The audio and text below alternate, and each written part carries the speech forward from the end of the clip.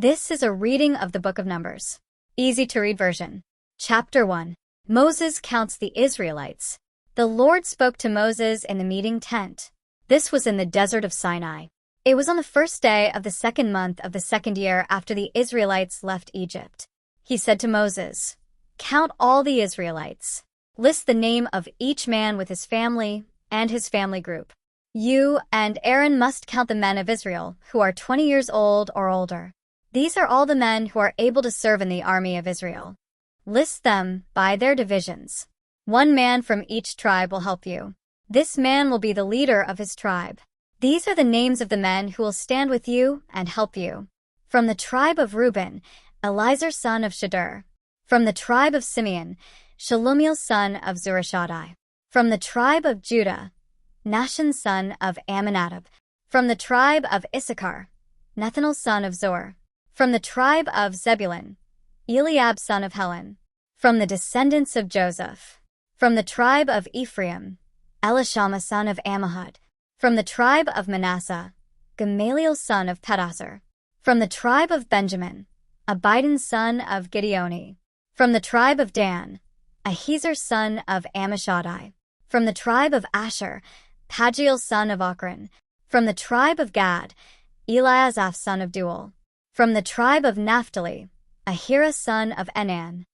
All these men were the leaders of their families. The people also chose them to be leaders of their tribes.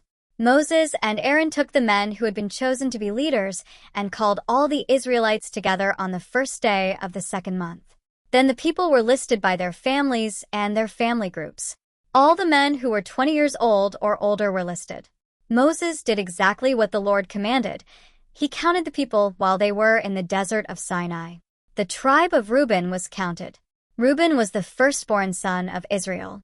The names of all the men who were 20 years old or older and able to serve in the army were listed. They were listed with their families and family groups.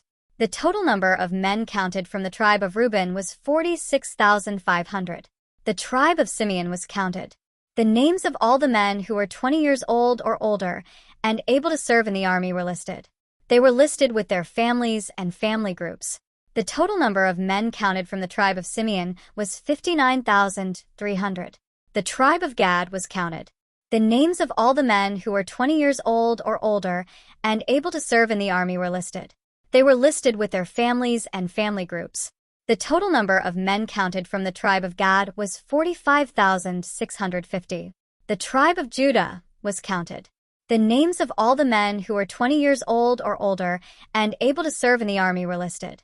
They were listed with their families and family groups. The total number of men counted from the tribe of Judah was 74,600. The tribe of Issachar was counted. The names of all the men who were 20 years old or older and able to serve in the army were listed. They were listed with their families and family groups. The total number of men counted from the tribe of Issachar was 54,400. The tribe of Zebulun was counted. The names of all the men who were 20 years old or older and able to serve in the army were listed. They were listed with their families and family groups. The total number of men counted from the tribe of Zebulun was 57,400. The tribe of Ephraim was counted. Ephraim was Joseph's son. The names of all the men who were 20 years old or older and able to serve in the army were listed. They were listed with their families and family groups. The total number of men counted from the tribe of Ephraim was 40,500. The tribe of Manasseh was counted. Manasseh was also Joseph's son. The names of all the men who were 20 years old or older and able to serve in the army were listed. They were listed with their families and family groups. The total number of men counted from the tribe of Manasseh was 32,200. The tribe of Benjamin was counted. The names of all the men who were 20 years old or older and able to serve in the army were listed. They were listed with their families and family groups. The total number of men counted from the tribe of Benjamin was 35,400. The tribe of Dan was counted.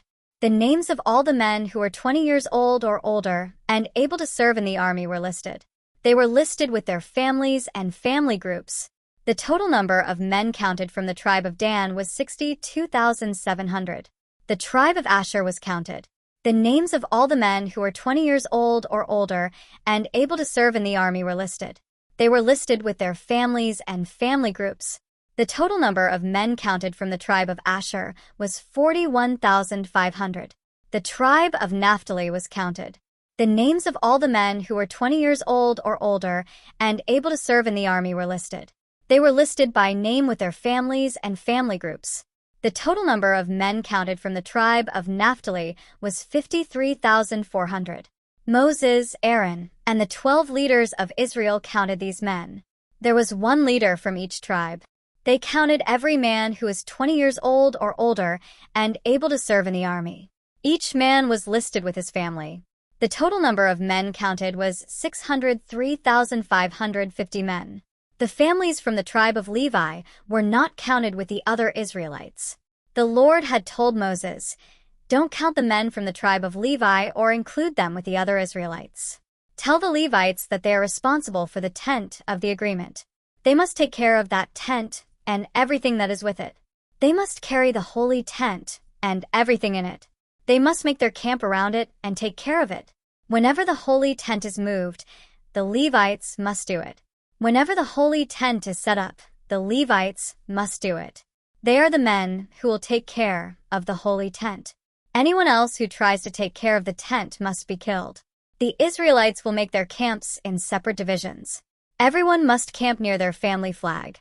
The Levites will set up their tents so that they surround the tent of the agreement. They will serve as guards and keep the people away from the tent. This will protect the Israelites from the Lord's anger." The Lord had given these commandments to Moses. So the Israelites did everything he commanded. Numbers 2. Easy to read version. The camp arrangement. The Lord said to Moses and Aaron, the Israelites should make their camps around the meeting tent. Each division will have its own special flag, and everyone will camp near their group's flag. The flag of the camp of Judah will be on the east side, where the sun rises. The people of Judah will camp near its flag. The leader of the people of Judah is Nahshon, son of Amminadab. There are 74,600 men in his division. The tribe of Issachar will camp next to the tribe of Judah. The leader of the tribe of Issachar is Nethanel, son of Zor. There are 54,400 men in his division. The tribe of Zebulun will also camp next to the tribe of Judah. The leader of the tribe of Zebulun is Eliab, son of Helon. There are 57,400 men in his division. The total number of men in Judah's camp is 186,400. All these men are divided into their different tribes. Judah will be the first group to move when the people travel from one place to another. The flag of Reuben's camp will be south of the holy tent. Each group will camp near its flag. The leader of the tribe of Reuben is Elizur, son of Shadur. There are 46,500 men in this division. The tribe of Simeon will camp next to the tribe of Reuben. The leader of the tribe of Simeon is Shelumiel, son of Zurishaddai. There are 59,300 men in this division. The tribe of Gad will also camp next to the tribe of Reuben. The leader of the tribe of Gad is Eliasaph, son of Deuel. There are 45,650 men in this division.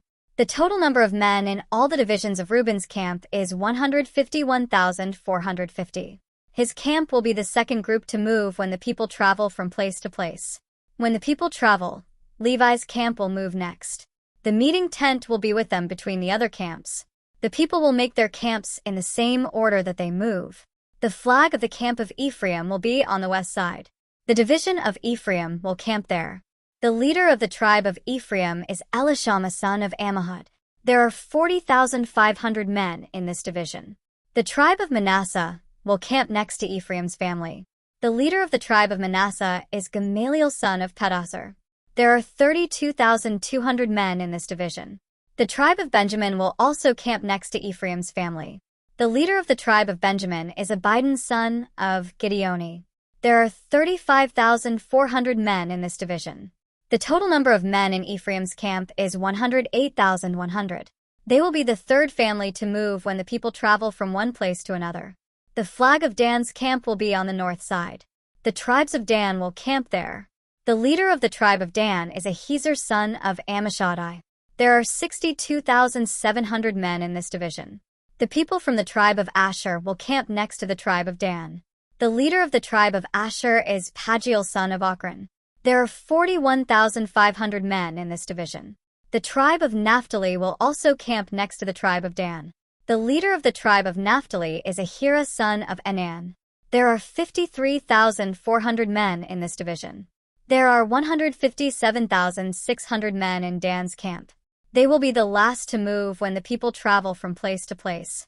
Each group will have its own flag. So these were the Israelites. They were counted by families. The total number of Israelite men in the camps, counted by divisions, is 603,550. Moses obeyed the Lord and did not count the Levites with the other Israelites. So the Israelites did everything the Lord told Moses. Each group camped under its own flag, and everyone stayed with their own family and family group. Numbers 3. Easy to read version. Aaron's family, the priests. This is the family history of Aaron and Moses at the time the Lord talked to Moses on Mount Sinai. Aaron had 4 sons. Nadab was the firstborn son. Then there were Abihu, Eleazar, and Ithamar. These sons were the chosen priests. They were given the special work of serving the Lord as priests. But Nadab and Abihu died while serving the Lord. They used fire that the Lord did not allow when they made an offering to him. So Nadab and Abihu died there, in the desert of Sinai. They had no sons, so Eleazar and Ithamar took their place and served the Lord as priests. This happened while their father Aaron was still alive. Levites, the priests' helpers. The Lord said to Moses, "Bring all the men from the tribe of Levi. Bring them to Aaron the priest. These men will be his helpers. The Levites will help him when he serves at the meeting tent. And they will help all the Israelites when they come to worship at the holy tent. The Israelites should protect everything in the meeting tent. It is their duty. But the Levites will serve the Israelites by caring for these things. This will be their way of serving at the holy tent. Give the Levites to Aaron and his sons." The Levites were chosen from all the Israelites to help Aaron and his sons. Appoint Aaron and his sons to be priests. They must do their duty and serve as priests. Anyone else who tries to come near the holy things must be killed. The Lord also said to Moses, "I destroyed all the firstborn in Egypt. At that time I chose all the firstborn from every family in Israel to be mine in a special way. That included all the firstborn men and animals. But now I am choosing the Levites to take their place. Now they will be my special servants. I, the Lord, give this command." The Lord again said to Moses in the desert of Sinai, "Count all the families and family groups in the tribe of Levi. Count every man or boy who is 1 month old or older." So Moses obeyed the Lord. He counted them all. Levi had 3 sons. Their names were Gershon, Kohath, and Merari. Each son was the leader of several family groups. The Gershon family groups were Libni and Shimei. The Kohath family groups were Amram, Izhar, Hebron, and Uzziel. The Merari family groups were Mali and Mushi. These are the families that belong to Levi's family group. The families of Libni and Shimei belonged to the family of Gershon. They were the Gershonite family groups. There were 7,500 men and boys over 1 month old in these 2 family groups. The Gershonite family groups were told to camp in the west. They made their camp behind the holy tent. The leader of the family groups of the Gershonites was Eliasaph son of Lael. In the meeting tent, the Gershonites had the job of taking care of the holy tent, the outer tent, and the covering. They also took care of the curtain at the entrance of the meeting tent. They cared for the curtain in the courtyard.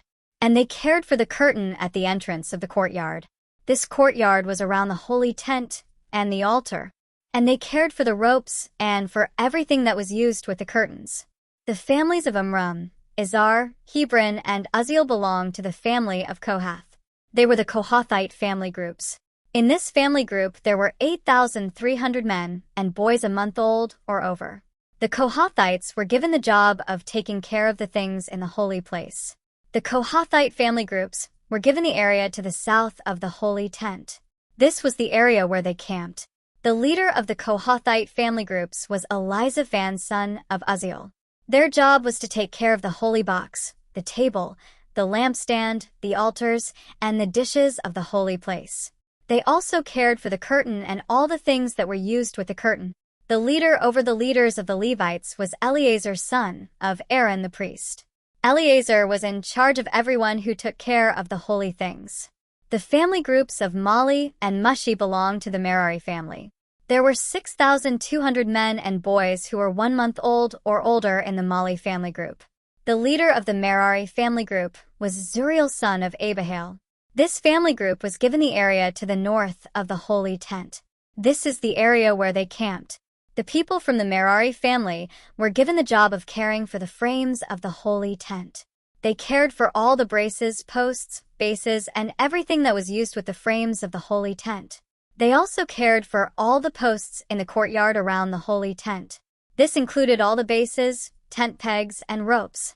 Moses, Aaron, and his sons camped east of the holy tent, in front of the meeting tent. They were given the work of caring for the holy place. They did this for all the Israelites. Anyone else who came near the holy place was to be killed. The Lord commanded Moses and Aaron to count all the men and boys 1 month old or older in Levi's family group. The total number was 22,000. Levites, take the place of the firstborn. The Lord said to Moses, "Count all the firstborn men and boys in Israel who are at least 1 month old. Write their names on a list. I am the Lord. I will take the Levites instead of all the firstborn men and boys of Israel. I will also take the animals from the Levites instead of taking all the firstborn animals from the other people in Israel." So Moses did what the Lord commanded. He counted all the firstborn children of the Israelites. He listed all the firstborn men and boys who were 1 month old or older. There were 22,273 names on that list. The Lord also said to Moses, "I, the Lord, give this command. Take the Levites instead of all the firstborn men from the other families of Israel. And I will take the animals of the Levites instead of the animals of the other people. The Levites are mine. There are 22,000 Levites, but there are 22,273 firstborn sons from the other families. This leaves 273 more firstborn sons than Levites. Using the official measure, collect 5 shekels of silver for each of the 273 people. The shekel by the official measure weighs 20 gerahs. Collect that silver from the Israelites. Give the silver to Aaron and his sons as payment for the 273 Israelites." There were not enough Levites to take the place of all the men from the other family groups, so Moses gathered the money for them. Moses collected the silver from the firstborn men of the Israelites. He collected 1,365 shekels of silver, using the official measure. Moses obeyed the Lord's command and gave the silver to Aaron and his sons. He did it just as the Lord had told him. Numbers 4. Easy to read version. The jobs of the Kohath family. The Lord said to Moses and Aaron, "Count the men in the families of the Kohath family group." The Kohath family group is a part of Levi's family group. Count all the men from 30 to 50 years old who come to serve. These men will work in the meeting tent. Their job is to take care of the most holy things in the meeting tent. When the Israelites traveled to a new place, Aaron and his sons must go into the meeting tent and take down the curtain and cover the box of the agreement with it. Then they must cover all of this with covering made from fine leather. Then they must spread the solid blue cloth over the leather and put the poles and the rings on the holy box. Then they must spread a blue cloth over the holy table. Then they must put the plates, spoons, bowls, and the jars for drink offerings on the table. Put the special bread on the table. Then you must put a red cloth over all these things, cover everything with fine leather, and put the poles and the rings of the table. Then they must cover the lampstand and its lamps with a blue cloth. They must also cover all the things used to keep the lamps burning and all the jars of oil that are used in the lamps. Then wrap everything in fine leather. Then they must put all these things on poles used for carrying them. They must spread a blue cloth over the golden altar. They must cover that with fine leather. Then they must put the poles for carrying it in the rings on the altar. Then they must gather together all the special things that are used for worship in the holy place. They must gather them together and wrap them in a blue cloth. Then they must cover that with fine leather. They must put these things on a frame for carrying them. They must clean the ashes out of the bronze altar and spread a purple cloth over it. Then they must gather together all the things that are used for worship at the altar. These are the fire pans, forks, shovels, and the bowls. They must put these things on the bronze altar. Then they must spread a covering of fine leather over the altar and put the poles for carrying it in the rings on the altar. Aaron and his sons must finish covering all the holy things in the holy place. Then the men from the Kohath family can go in and begin carrying these things. In this way they will not touch the holy things and die. Eleazar, son of Aaron the priest, will be responsible for the holy tent. He will be responsible for everything in it, including the holy things. He will be responsible for the oil for the lamp, the sweet-smelling incense, the daily offering, and the anointing oil. The Lord said to Moses and Aaron, "Be careful. Don't let these Kohathite men be destroyed. You must do these things so that the Kohathite men can go near the most holy things and not die. Aaron and his sons must go in and show each Kohathite man what to do and what to carry. If you don't do this, the Kohathite men might go in and look at the holy things. If they look at these things, even for a moment, they must die." The jobs of the Gershon family. The Lord said to Moses, "Count all the people of the Gershon family. List them by family and family group. Count all the men who are from 30 to 50 years old who come to serve. These men will have the job of caring for the meeting tent. This is what the Gershonite family must do, and the things they must carry. They must carry the curtains of the holy tent, the meeting tent, its covering, and the covering made from fine leather. They must also carry the curtain at the entrance of the meeting tent. They must carry the curtains of the courtyard that are around the holy tent and the altar. And they must carry the curtain for the entrance of the courtyard. They must also carry all the ropes and all the things that are used with the curtains. The Gershonite men will be responsible for anything that needs to be done with these things. Aaron and his sons will watch all the work that is done. Everything the Gershonites carry and the other work they do will be watched by Aaron and his sons. You must tell them what they are responsible for carrying. This is the work that the men of the Gershonite family group must do for the meeting tent. Ithamar, son of Aaron the priest, will be responsible for their work.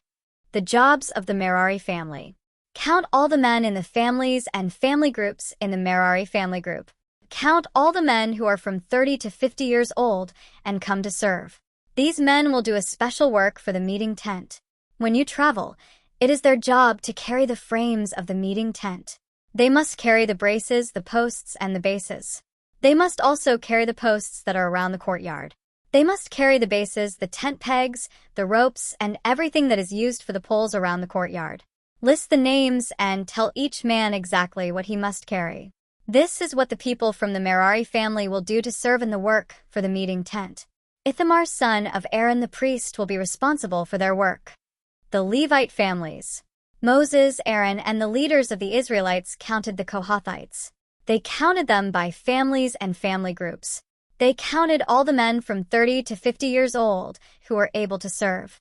These men were given special work to do for the meeting tent. There were 2,750 men in the Kohath family group who were qualified to do this work. So these men from the Kohath family group were given their special work to do for the meeting tent. Moses and Aaron did this the way the Lord had told Moses to do. Also, the Gershonite family group was counted. All the men from 30 to 50 years old who qualified to serve were counted. These men were given their special work to do for the meeting tent. There were 2,630 men in the families of the Gershon family group who were qualified. So these men from the Gershon family group were given their special work to do for the meeting tent. Moses and Aaron did this the way the Lord had told Moses to do. Also, the men in the families and family groups of the Merari family were counted. All the men from 30 to 50 years old who qualified to serve were counted. These men were given their special work to do for the meeting tent. There were 3,200 men in the families of the Merari family group who were qualified. So these men from the Merari family group were given their special work. Moses and Aaron did this the way the Lord told Moses to do. So Moses, Aaron, and the leaders of the Israelites counted all the people in Levi's family group. They had counted each family and each family group. All the men between the ages of 30 and 50 who qualified to serve were counted. These men were given a special work to do for the meeting tent. They did the work of carrying the meeting tent when they traveled. The total number was 8,580. Each man was counted just as the Lord commanded Moses. Each man was given his own work and told what he must carry just as the Lord had said. Numbers 5. Easy to read version. Rules about cleanliness. The Lord said to Moses, "Tell the people to send away from the camp anyone who is unclean, that is, anyone who has a serious skin disease or discharge, and anyone who has touched a dead body. Whether they are a man or a woman, send them away so that the camp where I am living among you will not be made unclean." So the Israelites obeyed God's command. They sent those people outside the camp. They did what the Lord had told Moses. Paying for doing wrong. The Lord said to Moses, "Tell this to the Israelites. You might do something wrong to another person. When you do that, you are really sinning against God. So you are guilty of doing wrong. You must confess that sin. Then you must fully pay for that wrong thing you did. You must add 1/5 to the payment and give it all to the person you had done wrong to. But maybe the person is dead and does not have any close relatives to accept the payment. In that case, you will give the payment to the Lord. That is, you will give the full payment to the priest. The priest must sacrifice the ram that makes people pure. This ram will be sacrificed to cover over your sins, but the priest will keep the rest of the payment. If any of you Israelites gives a special gift to God, the priest who accepts that gift can keep it. It is his. You don't have to give these special gifts, but if you do, the gifts belong to the priest. Jealous husbands. Then the Lord said to Moses, "Tell the Israelites this. A man's wife might be unfaithful to him. She might have sexual relations with another man and hide this from her husband. And there might not be anyone to tell him that his wife committed this sin. Her husband might never know about the wrong thing she did, and she might not tell her husband about her sin. But the husband might begin to think that his wife sinned against him, whether she has or not. He might become jealous. He might begin to believe that she is not pure and true to him. If that happens, he must take his wife to the priest. The husband must also take an offering of 8 cups of barley flour. He must not pour oil or incense on the barley flour. This barley flour is a grain offering to the Lord that is given because the husband is jealous. This offering will show that he thinks his wife has been unfaithful to him. The priest will take the woman before the Lord and make her stand there. Then he will take some special water and put it in a clay jar. He will put some dirt from the floor of the holy tent into the water. He will force the woman to stand before the Lord. Then he will loosen her hair and put the grain offering in her hand. This is the barley flour that her husband gave because he was jealous. At the same time, he will hold the clay jar of special water. This is the special water that can bring trouble to the woman. Then the priest will make the woman promise to tell the truth and say to her, "If you have not slept with another man, and if you have not sinned against your husband while you were married to him, then this water that causes trouble will not hurt you. But if you have sinned against your husband, if you had sexual relations with a man who is not your husband, then you are not pure. If that is true, you'll have much trouble when you drink this special water. You will not be able to have any children. And if you are pregnant now, your baby will die. And the Lord will cause your people to speak evil of you and curse you." Then the priest must tell the woman to make an oath. She must agree for the Lord to cause these things to happen to her if she lies. The priest must say, "You must drink this water that causes trouble. If you have sinned, you will not be able to have children. Any baby you have will die before it is born." And the woman should say, "I agree to do as you say." The priest should write these warnings on a scroll. Then he should wash the words off into the water. Then the woman must drink the water that brings trouble. This water will enter her and, if she is guilty, it will cause her much suffering. Then the priest will take the grain offering from her, the offering for jealousy, and raise it before the Lord. Then he will carry it to the altar. The priest will fill his hands with some of the grain and put it on the altar and let it burn there. After that he will tell the woman to drink the water. If the woman has sinned against her husband, the water will bring her trouble. The water will go into her body and cause her much suffering. Any baby that is in her will die before it is born, and she will never be able to have children. All the people will turn against her. But if the woman has not sinned against her husband and she is pure, the priest will say that she is not guilty. Then she will be normal and able to have children. So this is the law about jealousy. This is what you should do when a woman sins against her husband while she is married to him. Or if the man becomes jealous and thinks his wife has sinned against him, this is what the man should do. The priest must tell her to stand before the Lord. Then the priest will do all these things. This is the law. The husband will not be guilty of doing anything wrong, but the woman will suffer if she has sinned. Numbers 6. Easy to read version. Nazarites. The Lord said to Moses, "Tell the Israelites this. If there are people, men or women, who want to make a vow dedicating themselves to the Lord as Nazarites for a time, this is what they must do. They must stay away from wine or other strong drink. They must not drink vinegar that is made from wine or from other strong drink. They must not drink grape juice or eat grapes or raisins. During that special time of dedication, they must not eat anything that comes from grapes. They must not even eat the seeds or the skins from grapes. The whole time of their Nazirite vow, they must not cut their hair. They must be holy until this time of special dedication to the Lord is ended. They must let their hair grow long. If you have taken the Nazirite vow, you must not go near someone who is dying during that special time of dedication. You have given yourself fully to the Lord, so you must not let yourself become unclean like this, even for your own father or mother, brother or sister when they die. This is because you have the hair that you dedicated to God on your head. It is holy because you have given yourself fully to the Lord for the full time of that dedication. So if you are with someone when they suddenly die, you will be unclean, and you will have to shave the hair from your head. You must do that on the 7th day of your purification ceremony when you are made clean. Then on the 8th day, you must bring 2 doves or 2 young pigeons and give them to the priest at the entrance of the meeting tent. Then the priest will offer one bird as a sin offering and the other one as a burnt offering. The burnt offering will be a payment for the sin of touching a dead body during your special time of dedication. Then you must again promise to give the hair on your head as a gift to God. This means you must again give yourself to the Lord for another time of dedication. You must bring a 1-year-old male lamb to offer as a guilt offering. You must start over from the beginning with a new time of dedication because you touched a dead body during your first time of dedication. After their time of dedication is ended, Nazirites must go to the entrance of the meeting tent and give their offering to the Lord.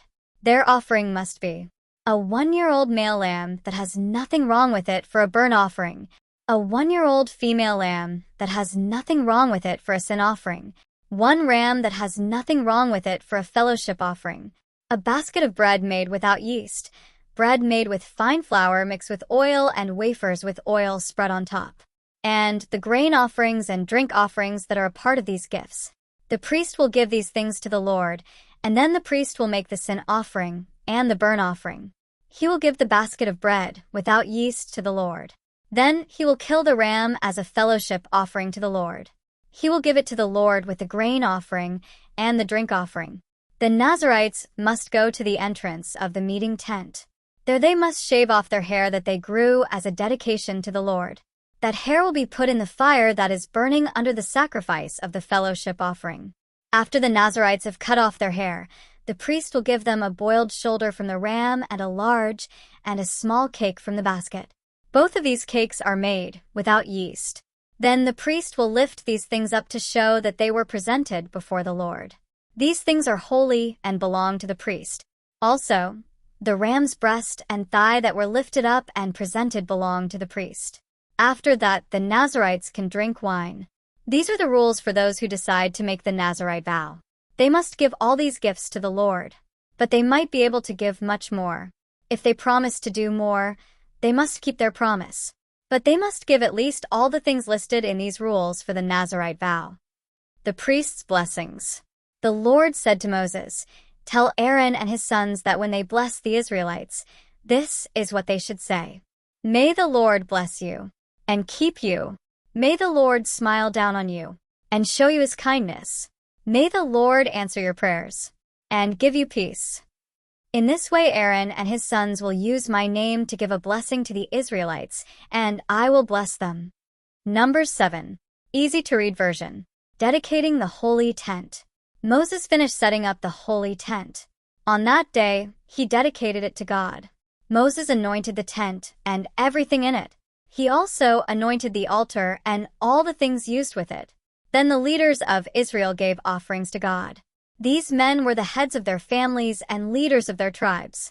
These were the same men who were in charge of counting the people. These leaders brought gifts and gave them to the Lord in front of the holy tent. They brought 6 covered wagons and 12 oxen for pulling the wagons. Each leader gave an ox and joined with another leader to give a wagon. The Lord said to Moses, "Accept these gifts from the leaders. These gifts can be used in the work of the meeting tent. Give them to the Levites to help them do their work." So Moses accepted the wagons and the oxen and gave them to the Levites. He gave 2 wagons and 4 oxen to the men in Gershon's group. They needed the wagons and the oxen for their work. Then Moses gave 4 wagons and 8 oxen to the men in Merari's group. They needed the wagons and oxen for their work. Ithamar, son of Aaron the priest, was responsible for the work of all these men. Moses did not give any oxen or wagons to the men in Kohath's group because their job was to carry the holy things on their shoulders. When Moses anointed the altar, the leaders brought offerings for its dedication. They gave their offerings to the Lord at the altar. The Lord told Moses, "Each day 1 leader must bring his gift for the dedication of the altar."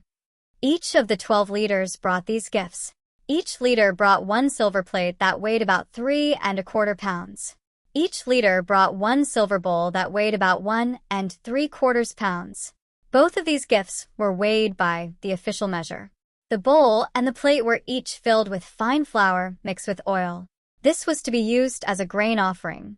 Each leader also brought a large gold spoon that weighed about 4 ounces. The spoon was filled with incense. Each leader also brought 1 young bull, 1 ram, and 1 male lamb a year old. These animals were for a burnt offering. Each leader also brought 1 male goat to be used as a sin offering. Each leader brought 2 cattle, 5 rams, 5 male goats, and 5 male lambs a year old. All of them were sacrificed for a fellowship offering. On the first day, the leader of the tribe of Judah, Nahshon son of Amminadab, brought his gifts. On the second day, the leader of the tribe of Issachar, Nethanel son of Zuar, brought his gifts. On the third day, the leader of the tribe of Zebulun, Eliab son of Helon, brought his gifts. On the fourth day, the leader of the tribe of Reuben, Elizur son of Shadur, brought his gifts. On the fifth day, the leader of the tribe of Simeon, Shalumiel son of Zurishaddai, brought his gifts. On the sixth day, the leader of the tribe of Gad, Eliasaph son of Deuel, brought his gifts. On the seventh day, the leader of the tribe of Ephraim, Elishama son of Ammihud, brought his gifts. On the eighth day, the leader of the tribe of Manasseh, Gamaliel son of Pedahzur, brought his gifts. On the ninth day, the leader of the tribe of Benjamin, Abidan son of Gideoni, brought his gifts. On the 10th day, the leader of the tribe of Dan, Ahiezer son of Ammishaddai, brought his gifts. On the 11th day, the leader of the tribe of Asher, Pagiel son of Ochran, brought his gifts. On the 12th day, the leader of the tribe of Naphtali, Ahira son of Anan, brought his gifts. So all these things were the gifts from the leaders of the Israelites. They brought them during the time that Moses dedicated the altar by anointing it. They brought 12 silver plates, 12 silver bowls, and 12 gold spoons. Each silver plate weighed about 3¼ pounds, and each bowl weighed about 1¾ pounds. The silver plates and the silver bowls together all weighed about 60 pounds, using the official measure. The 12 gold spoons filled with incense weighed 4 ounces each, using the official measure. The 12 gold spoons all together weighed about 3 pounds. The total number of animals for the burnt offering was 12 bulls, 12 rams, and 12 one-year-old male lambs. There were also the grain offerings that must be given with these offerings. And there were 12 male goats to be used for a sin offering. The leaders also gave animals to be killed and used as a fellowship offering. The total number of these animals was 24 bulls, 60 rams, 60 male goats, and 60 one-year-old male lambs. In this way they dedicated the altar after Moses anointed it. When Moses went into the meeting tent to speak to the Lord, he heard the Lord's voice speaking to him. The voice was coming from the area between the 2 cherub angels on the mercy cover on top of the box of the agreement. In this way the Lord spoke to Moses. Numbers 8. Easy to read version. The lampstand. The Lord said to Moses, "Tell Aaron to put the 7 lamps in the place I showed you. These lamps will light the area in front of the lampstand." Aaron did this. He put the lamps in the right place so that they lighted the area in front of a lampstand. He obeyed the command that the Lord gave Moses. This is how the lampstand was made. It was made from hammered gold, all the way from the gold base at the bottom to the gold flowers at the top. It looked just like the pattern that the Lord had shown to Moses. Dedicating the Levites. The Lord said to Moses, "Separate the Levites from the other Israelites. Make these Levites clean. This is what you should do to make them clean. Sprinkle the special water from the sin offering on them. This water will make them clean. Then they must shave their bodies and wash their clothes.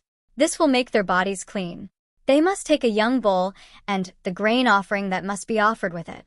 This grain offering will be flour mixed with oil. Then take another young bull for a sin offering. Bring the Levites to the area in front of the meeting tent. Then bring all the Israelites together at that place. Bring the Levites before the Lord. The Israelites will put their hands on them. Aaron will give the Levites to the Lord as an offering from the Israelites. Then the Levites will be ready to do their special work for the Lord. Tell the Levites to put their hands on the heads of the bulls. One bull will be a sin offering and the other bull will be used as a burnt offering to the Lord. These offerings will make the Levites pure. Tell the Levites to stand in front of Aaron and his sons. Then give the Levites to the Lord. They will be like an offering. This will make the Levites holy.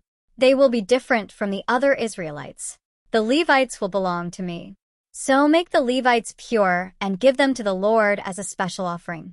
After you do this, they can come and do their work at the meeting tent. The Israelites will give me the Levites. They will belong to me. In the past, I told every Israelite family to give me their firstborn son. But now I am taking the Levites in place of these firstborn sons from the other families in Israel. Every firstborn in Israel, man or animal, is mine because I killed all the firstborn children and animals in Egypt. And I chose to take the firstborn sons to belong to me. But now I will take the Levites in their place. I will take the Levites in place of all the firstborn sons from the other families in Israel. I chose the Levites from among all the Israelites. And I give them as gifts to Aaron and his sons. I want them to do the work at the meeting tent. They will serve for all the Israelites. They will help make the sacrifices that make the Israelites pure. Then no great sickness or trouble will come to the Israelites when they come near the holy place. So Moses, Aaron, and all the Israelites obeyed the Lord. They did with the Levites everything that the Lord commanded Moses. The Levites washed themselves and their clothes. Then Aaron gave them to the Lord as special offerings. Aaron gave the offerings that covered their sins and made them pure. After that, the Levites came to the meeting tent to do their work. Aaron and his sons watched them. They were responsible for the work of the Levites. Aaron and his sons did what the Lord commanded Moses.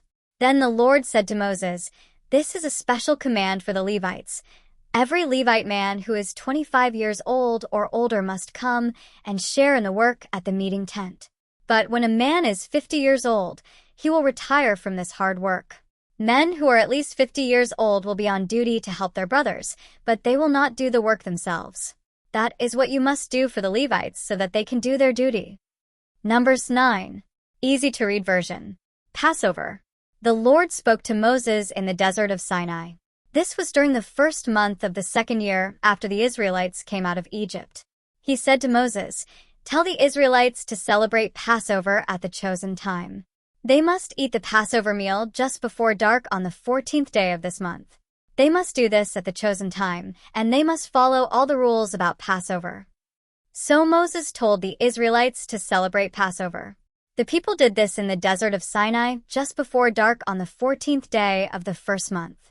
The Israelites did everything just as the Lord commanded Moses.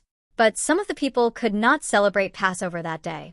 They were unclean because they had touched a dead body. So they went to Moses and Aaron that day and said to Moses, "We touched a dead body and became unclean. But why must we be kept from offering our gifts to the Lord at the chosen time with the rest of the Israelites?" Moses said to them, "I will ask the Lord what he says about this." Then the Lord said to Moses, "Tell the Israelites this. It might happen sometimes that you or your descendants cannot celebrate the Lord's Passover at the right time. Someone might be unclean because they touched a dead body, or they might be away on a trip. They will still be able to celebrate Passover at another time. They must celebrate Passover just before dark on the 14th day of the second month. At that time they must eat the lamb, the bread made without yeast, and the bitter herbs. They must not leave any of that food until the next morning. And they must not break any of the bones of the lamb. They must follow all the rules about Passover. But anyone who is able must celebrate Passover at the right time. If they are clean and they are not away on a trip, there is no excuse for them not to do it. If they don't celebrate Passover at the right time, they must be separated from their people. They are guilty and must be punished, because they did not give the Lord his gift at the right time. A foreigner living among you might want to share in the Lord's Passover with you. This is allowed, but that person must follow all the rules about Passover. The same rules are for everyone. The cloud and the fire. On the day the holy tent, the tent of the agreement, was set up, a cloud covered it. At night the cloud over the holy tent looked like fire. The cloud stayed over the holy tent all the time. And at night the cloud looked like fire. When the cloud moved from its place over the holy tent, the Israelites followed it. When the cloud stopped, that is the place where the Israelites camped. This was the way the Lord showed the Israelites when to move and when to stop and set up camp. While the cloud stayed over the holy tent, the people continued to camp in that same place. Sometimes the cloud would stay over the holy tent for a long time. The Israelites obeyed the Lord and did not move. Sometimes the cloud was over the holy tent for only a few days. So the people obeyed the Lord's command. They followed the cloud when it moved. Sometimes the cloud stayed only during the night. The next morning the cloud moved. So the people gathered their things and followed it. If the cloud moved during the day or during the night, they followed it.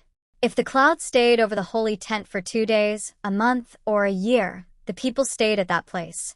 They did not leave until the cloud moved. When the cloud rose from its place and moved, they also moved. So the people obeyed the Lord's commands.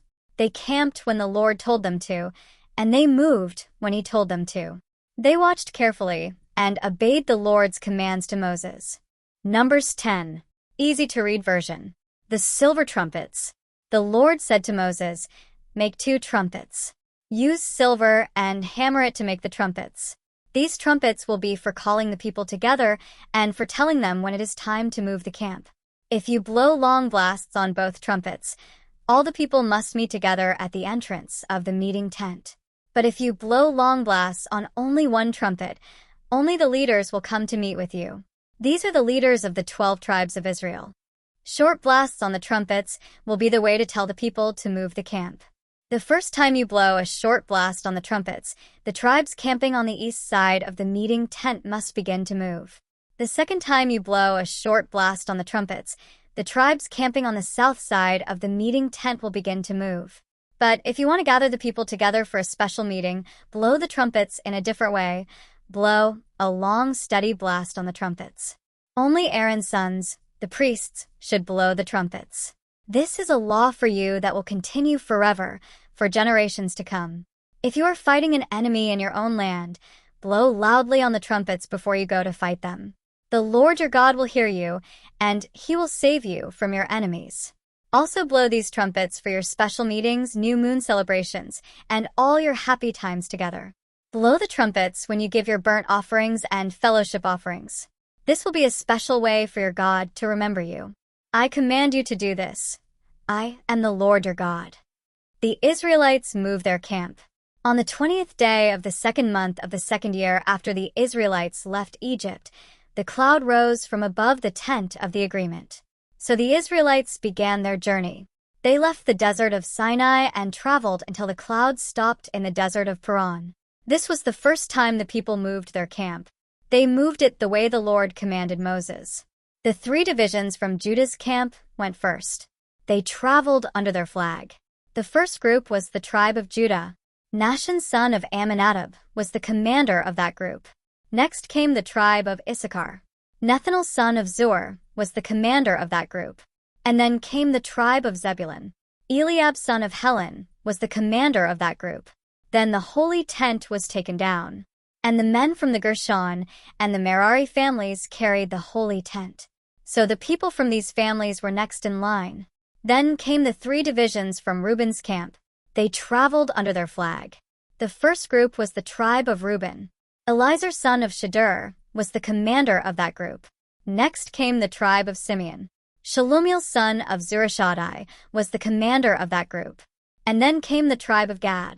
Eliasaph son of Duel was the commander of that group. Then came the Kohath family. They carried the holy things from inside the holy tent.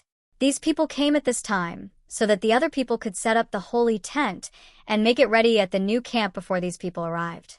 Next came the 3 groups from Ephraim's camp. They traveled under their flag. The first group was the tribe of Ephraim. Elishama son of Ammihud was the commander of that group. Next came the tribe of Manasseh. Gamaliel son of Pedahzur was the commander of that group. Then came the tribe of Benjamin. Abidan son of Gideoni was the commander of that group. The last 3 tribes in the line were the rear guard for all the other tribes. These were the groups from Dan's camp.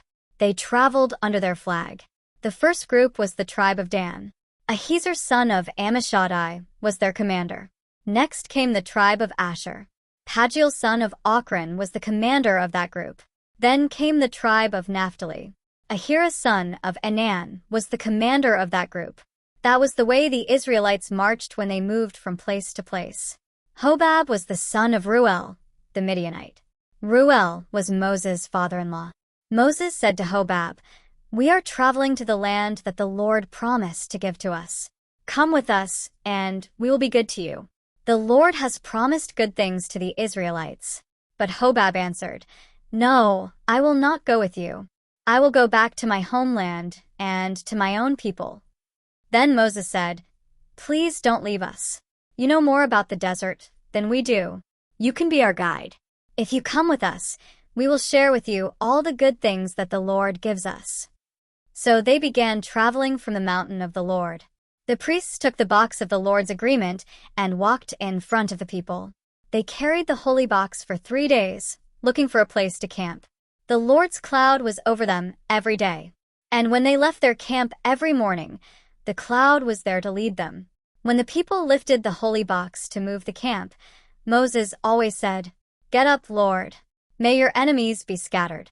May your enemies run away from you." And when the holy box was put in its place, Moses always said, "Come back, Lord," to the millions of Israelites. Numbers 11. Easy-to-read version. The people complain again. The people started complaining about their troubles. The Lord heard their complaints. He heard these things and became angry. Fire from the Lord burned among the people. The fire burned some of the areas at the edge of the camp. So the people cried to Moses for help. He prayed to the Lord, and the fire stopped burning. So that place was called Taberah. The people gave the place that name because the Lord caused a fire to burn in their camp. The 70 older leaders. The foreigners who had joined the Israelites began wanting other things to eat. Soon all the Israelites began complaining again. The people said, "We want to eat meat. We remember the fish we ate in Egypt. That fish cost us nothing. We also had good vegetables like cucumbers, melons, chives, onions, and garlic. But now we have lost our strength. We never eat anything. Only this manna." The manna was like small coriander seeds, and it looked like sap from a tree. The people gathered the manna. Then they used rocks to crush it and cooked it in a pot. Or they ground it into flour and made thin cakes with it. The cakes tasted like sweet cakes cooked with olive oil. The manna fell on the ground each night when the ground became wet with dew. Moses heard the people complaining. People from every family were sitting by their tents and complaining. The Lord became very angry, and this made Moses very upset. He asked the Lord, "Why did you bring this trouble on me? I am your servant. What did I do wrong? What did I do to upset you? Why did you give me responsibility over all these people? You know that I am not the father of all these people. You know that I did not give birth to them. But I must take care of them, like a nurse carrying a baby in her arms. Why do you force me to do this? Why do you force me to carry them to the land that you promised to our fathers? I don't have enough meat for all these people. And they continue complaining to me. They say, "Give us meat to eat. I cannot take care of all these people alone. The burden is too heavy for me. If you plan to continue giving me their troubles, kill me now. If you accept me as your servant, let me die now. Then I will be finished with all my troubles." The Lord said to Moses, "Bring to me 70 of the elders of Israel. These men are the leaders among the people. Bring them to the meeting tent. Let them stand there with you. Then I will come down and speak with you there. The Spirit is on you now, but I will also give some of that Spirit to them. Then they will help you take care of the people. In this way you will not have to be responsible for these people alone. Tell the people this: make yourselves ready for tomorrow. Tomorrow you will eat meat. The Lord heard you when you cried out and said, 'We need meat to eat. It was better for us in Egypt.' So now the Lord will give you meat, and you will eat it. You will eat it for more than 1, or 2, or 5, or 10, or even 20 days. You will eat that meat for a whole month until you are sick of it. This will happen to you because you complained against the Lord. He lives among you and knows what you need, but you cried and complained to him. You said, 'Why did we ever leave Egypt?' Moses said, 'There are 600,000 soldiers here, and you say, I will give them enough meat to eat for a whole month. If we were to kill all the sheep and cattle, that would still not be enough to feed this many people for a month. And if we caught all the fish in the sea, it would not be enough for them.' But the Lord said to Moses, 'Don't limit my power. You will see that I can do what I say I can do.' So Moses went out to speak with the people. He told them what the Lord said. Then he gathered 70 of the elders together and told them to stand around the tent. Then the Lord came down in the cloud and spoke to Moses. He put on the 70 elders some of the same Spirit that was on Moses. After the Spirit came down on them, they began to prophesy. But that was the only time they ever did this. 2 of the elders, Eldad and Medad, did not go out to the tent. Their names were on the list of elders, but they stayed in camp. But the Spirit also came on them, and they began prophesying in camp. A young man ran and told Moses. The man said, "Eldad and Medad are prophesying in camp." Joshua son of Nun said to Moses, "Moses, sir, you must stop them." Joshua had been Moses' helper since Joshua was a boy. But Moses answered, "Are you afraid the people will think that I am not the leader now? I wish that all the Lord's people were able to prophesy. I wish that the Lord would put his Spirit on all of them." Then Moses and the leaders of Israel went back to the camp. The quail come. Then the Lord made a powerful wind to blow in from the sea, and it blew quail into the area all around the camp. There were so many birds that the ground was covered. They were about 3 feet deep on the ground. There were quail in every direction as far as a man can walk in one day. They went out and gathered quail all that day and all that night. And they gathered quail all the next day too. The smallest amount anyone gathered was 60 bushels. Then the people spread the quail meat all around the camp to dry in the sun. People began to eat the meat, but the Lord became very angry. While the meat was still in their mouths, before the people could finish eating it, the Lord caused the people to become very sick and die. So the people named that place Kibroth Hattaavah, because there they buried those who had the strong desire for meat. From Kibroth Hattaavah, the people traveled to Hazeroth and stayed there. Numbers 12. Easy-to-read version. Miriam and Aaron criticized Moses. Miriam and Aaron began to talk against Moses. They criticized him because he married an Ethiopian woman. They said to themselves, "Moses is not the only one the Lord has used to speak to the people. He has also spoken through us." The Lord heard this. Moses was a very humble man. He was more humble than any other man on earth.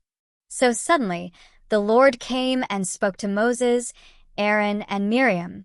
He said, "You 3, come to the meeting tent now." So Moses, Aaron, and Miriam went to the tent. The Lord came down in the tall cloud and stood at the entrance to the tent. He called out, "Aaron and Miriam." They went to him. God said, "Listen to me. You will have prophets. I, the Lord, will let them learn about me through visions. I will speak to them in dreams." But Moses is not like that. He is my faithful servant. I trust him with everyone in my house. When I speak to him, I talk face to face with him. I don't use stories with hidden meanings. I show him clearly what I want him to know. And Moses can look at the very image of the Lord. So, why were you brave enough to speak against my servant Moses? The Lord was very angry with them, and he left them. The cloud rose from the tent. Aaron turned and looked at Miriam. Her skin was white like snow. She had a terrible skin disease. Then Aaron said to Moses, "Please, sir, forgive us for the foolish sin that we did. Don't let her lose her skin like a baby who is born dead." Sometimes a baby will be born like that, with half of its skin eaten away. So Moses prayed to the Lord, "God, please heal her from this sickness." The Lord answered Moses, "If her father spit in her face, she would be shamed for 7 days. So put her outside the camp for 7 days. After that she can come back into the camp." So they took Miriam outside the camp for 7 days. And the people did not move from that place until she was brought in again. After that the people left Hazeroth and traveled to the desert of Paran where they set up camp. Numbers 13. Easy to read version. The spies go to Canaan. The Lord said to Moses, "Send some men to explore the land of Canaan. I will give this land to the Israelites. Send 1 leader from each of the 12 tribes." So Moses obeyed the Lord's command and sent out the Israelite leaders while the people were camped in the desert of Paran. These are their names. From the tribe of Reuben, Shammua son of Zachar. From the tribe of Simeon, Shaphat son of Hori. From the tribe of Judah, Caleb son of Jephunneh. From the tribe of Issachar, Igal son of Joseph. From the tribe of Ephraim, Hoshi son of Nun. From the tribe of Benjamin, Palti son of Raphu. From the tribe of Zebulun, Gadiel son of Sodi. From the tribe of Manasseh, a tribe from Joseph, Guddi son of Suzi. From the tribe of Dan, Amiel son of Jamali. From the tribe of Asher, Sethur son of Michael. From the tribe of Naphtali, Nabi son of Vophsi. From the tribe of Gad, Gul son of Maki. These are the names of the men Moses sent to look at and study the land. Moses called Hoshi son of Nun by another name. Moses called him Joshua. When Moses was sending them out to explore Canaan, he said, "Go through the Negev and then into the hill country. See what the land looks like. Learn about the people who live there. Are they strong or are they weak? Are they few or are they many? Learn about the land that they live in. Is it good land or bad land? What kind of towns do they live in? Do the towns have walls protecting them? Are the towns strongly defended? And learn other things about the land. Is the soil good for growing things? Or is it poor soil? Are there trees on the land? Try to bring back some of the fruit from that land." This was during the time when the first grapes should be ripe. So they went to explore the country. They explored the area from the desert of Zin to Rehob and Lebo Hamath. They entered the country through the Negev and went to Hebron. The town of Hebron was built 7 years before the town of Zoan in Egypt. Ahiman, Sheshai, and Talmai lived there. These men were descendants of Anak. Then the men went to Eshcol Valley. There they cut off a branch from a grapevine that had a bunch of grapes on it. They put that branch on a pole, and 2 men carried it between them. They also carried some pomegranates and figs. That place is called the Eshcol Valley, because there the men of Israel cut off the bunch of grapes. The men explored that country for 40 days, and then they went back to the camp. The Israelites were camped near Kadesh, in the desert of Paran. The men went to Moses and Aaron and all the Israelites. They told Moses, Aaron, and all the people what they saw and showed them the fruit from the land. The men told Moses, "We went to the land where you sent us. It is a land filled with many good things. Here is some of the fruit that grows there. But the people living there are very powerful. The cities are very large and strongly defended. We even saw some Anakites there. The Amalekites live in the Negev. The Hittites, Jebusites, and Amorites live in the hill country. The Canaanites live near the sea and by the Jordan River." Caleb told the people near Moses to be quiet. Then Caleb said, "We should go up and take that land for ourselves. We can easily take that land." But the men who had gone with him said, "We cannot fight those people. They are much stronger than we are." So those men gave a report that discouraged the people. They said, "The land we saw is full of strong people. They are strong enough to easily defeat anyone who goes there. We saw the giant Nephilim people there. The descendants of Anak come from the Nephilim. We felt like little grasshoppers. Yes, we were like grasshoppers to them. Numbers 14. Easy to read version. The people complain again. That night all the people in the camp began shouting loudly. The Israelites complained against Moses and Aaron. All the people came together and said to Moses and Aaron, "We should have died in Egypt or in the desert. Did the Lord bring us to this new land to be killed in war? The enemy will kill us and take our wives and children. It would be better for us to go back to Egypt." Then the people said to each other, "Let's choose another leader and go back to Egypt." Moses and Aaron bowed low to the ground in front of all the people gathered there. Joshua and Caleb became very upset. Joshua son of Nun and Caleb son of Jephunneh were two of the men who explored the land. These two men said to all the Israelites gathered there, "The land that we saw is very good. It is a land filled with many good things. If the Lord is pleased with us, He will lead us into that land, and He will give that land to us. So don't turn against the Lord. Don't be afraid of the people in that land. We can defeat them. They have no protection, nothing to keep them safe. But we have the Lord with us. So don't be afraid." All the people began talking about killing Joshua and Caleb with stones. But the glory of the Lord appeared over the meeting tent where all the people could see it. The Lord spoke to Moses and said, "How long will these people continue to turn against me? They show that they don't trust me or believe in my power, in spite of the many miracles I have done among them. I will kill them all with a terrible sickness. I will destroy them, and I will use you to make another nation. Your nation will be greater and stronger than these people." Then Moses said to the Lord, "If you do that, the Egyptians will hear about it. They know that you used your great power to bring your people out of Egypt. The Egyptians have already told the people in Canaan about it. They already know you are the Lord. They know that you are with your people. They know that the people saw you. Those people know about the special cloud. They know you used the cloud to lead your people during the day. And they know the cloud becomes a fire to lead your people at night. So you must not kill these people now. If you kill them, all the nations who have heard about your power will say, 'The Lord was not able to bring them into the land He promised them. So He killed them in the desert.' So now, Lord, show your strength. Show it the way you said you would. You said, 'The Lord is slow to become angry. He is full of great love. He forgives those who are guilty and break the law. But He always punishes those who are guilty. He punishes them, and He also punishes their children, their grandchildren, and even their great-grandchildren for those bad things. Now, show your great love to these people. Forgive their sin. Forgive them the same way you have been forgiving them since the time they left Egypt until now." The Lord answered, "Yes, I will forgive the people as you asked. But I tell you the truth. As surely as I live and as surely as the glory of the Lord fills the whole earth, I make you this promise. None of the people I led out of Egypt will ever see the land of Canaan. They saw my glory and the great signs that I did in Egypt and in the desert. But they disobeyed me and tested me 10 times. I promised their ancestors that I would give them that land. But none of those people who turned against me will ever enter that land. But my servant Caleb was different. He follows me completely. So I will bring him into the land that he has already seen, and his people will get that land.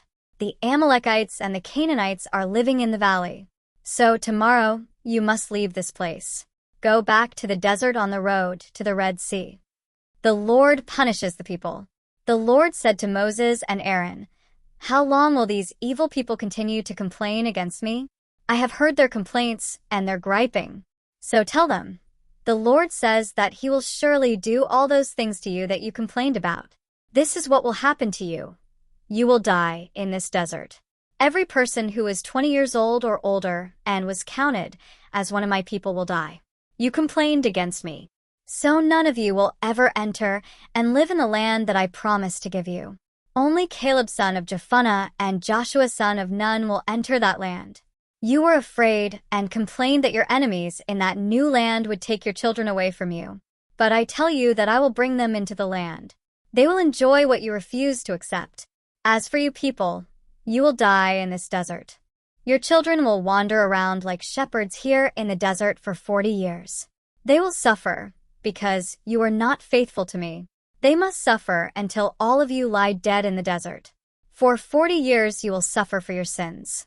That is 1 year for each of the 40 days that the men explored the land. You will know that it is a terrible thing for me to be against you. I am the Lord, and I have spoken. And I promise that I will do these things to all these evil people. They have come together against me. So they will all die here in this desert. The men Moses sent to explore the new land were the ones who came back complaining about him to all the Israelites. They said that the people were not strong enough to enter that land. The men were responsible for spreading the trouble among the Israelites. So the Lord caused a sickness to kill all those men. But Joshua son of Nun and Caleb son of Jephunneh were among the men who were sent out to explore the land. They are the only ones who did not get the sickness that caused the others to die. The people try to go into Canaan. When Moses told the Israelites this, they were very sad. Early, the next morning the people started to go up to the high hill country. They said, "We have sinned. We are sorry that we did not trust the Lord. We will go to the place that the Lord promised." But Moses said, "Why are you not obeying the Lord's command? You will not be successful. Don't go into that land. The Lord is not with you, so your enemies will easily defeat you. The Amalekites and Canaanites will fight against you there. You have turned away from the Lord, so he will not be with you when you fight them, and you will all be killed in battle." But the people did not believe Moses. They went toward the high hill country. But Moses and the box of the Lord's agreement did not go with the people. The Amalekites and the Canaanites living in the hill country came down and attacked the Israelites and easily defeated them and chased them all the way to Hormah. Numbers 15. Easy to read version. Rules about sacrifices. The Lord said to Moses, "Speak to the Israelites and say to them, I am giving you a land to be your home. When you enter that land, you must give special gifts to the Lord. Their smell will please the Lord. You will use your cattle, sheep, and goats for burnt offerings, sacrifices, special promises, special gifts, fellowship offerings, or at your special festivals. At the time someone brings their offering, they must also give a grain offering to the Lord. The grain offering will be 8 cups of fine flour mixed with 1 quart of olive oil. Each time you offer a lamb as a burnt offering or sacrifice, you must also prepare a quart of wine as a drink offering. If you are giving a ram, you must also prepare a grain offering. This grain offering should be 16 cups of fine flour mixed with 1 1/4 quarts of olive oil. And you must prepare 1 1/4 quarts of wine as a drink offering. Its smell will please the Lord. You might prepare a young bull as a burnt offering, a sacrifice, a fellowship offering, or to keep a special promise to the Lord. At that time you must also bring a grain offering with the bull. That grain offering should be 24 cups of fine flour mixed with 2 quarts of olive oil. Also bring 2 quarts of wine as a drink offering as a sweet-smelling gift to the Lord. Each bull or ram, or lamb or young goat that you give must be prepared in this way. Do this for every one of these animals that you give. This is the way every citizen of Israel must give gifts to please the Lord. Foreigners will live among you. If they give gifts to please the Lord, they must offer them the same way you do. The same rules will be for everyone, the Israelites and the foreigners living among you. This law will continue forever. You and the people living among you will be the same before the Lord. This means that you must follow the same laws and the same rules. These laws and rules are for you Israelites and for the other people who are living among you. The Lord said to Moses, "Tell the Israelites this, I am taking you to another land. When you eat the food that grows in that land, you must give part of that food as an offering to the Lord. You will gather grain and grind it into flour to make dough for bread. You must give the first bread from that flour as a gift to the Lord. It will be like the grain offering that comes from the threshing floor. You and all your descendants must give part of the first dough you make from that flour as a gift to the Lord." As you try to obey all the commands that the Lord gave Moses, you might fail and make a mistake. The Lord gave you those commands through Moses, and they have been in effect from the day they were given throughout the generations until today. If you made this mistake where everyone could see it, The whole community must offer a young bull as a burnt offering, as a sweet-smelling gift to the Lord. You must also offer the grain offering and the drink offering with the bull.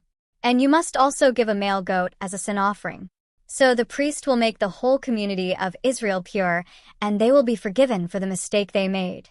Since they made the mistake, they must bring a gift and a sin offering to the Lord.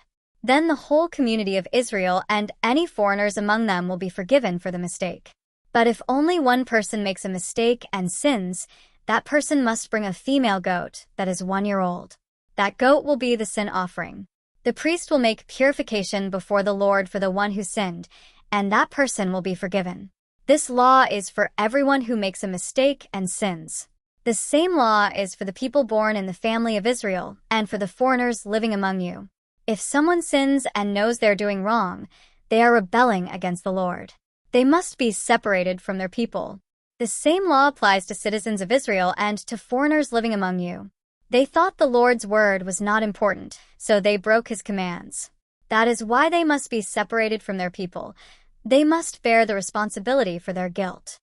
A man works on the day of rest. While the Israelites were in the desert, some of them saw a man gathering firewood on the Sabbath day. The people who saw him gathering the wood brought him to Moses and Aaron and the whole community of Israel. They guarded the man carefully because they did not know how they should punish him.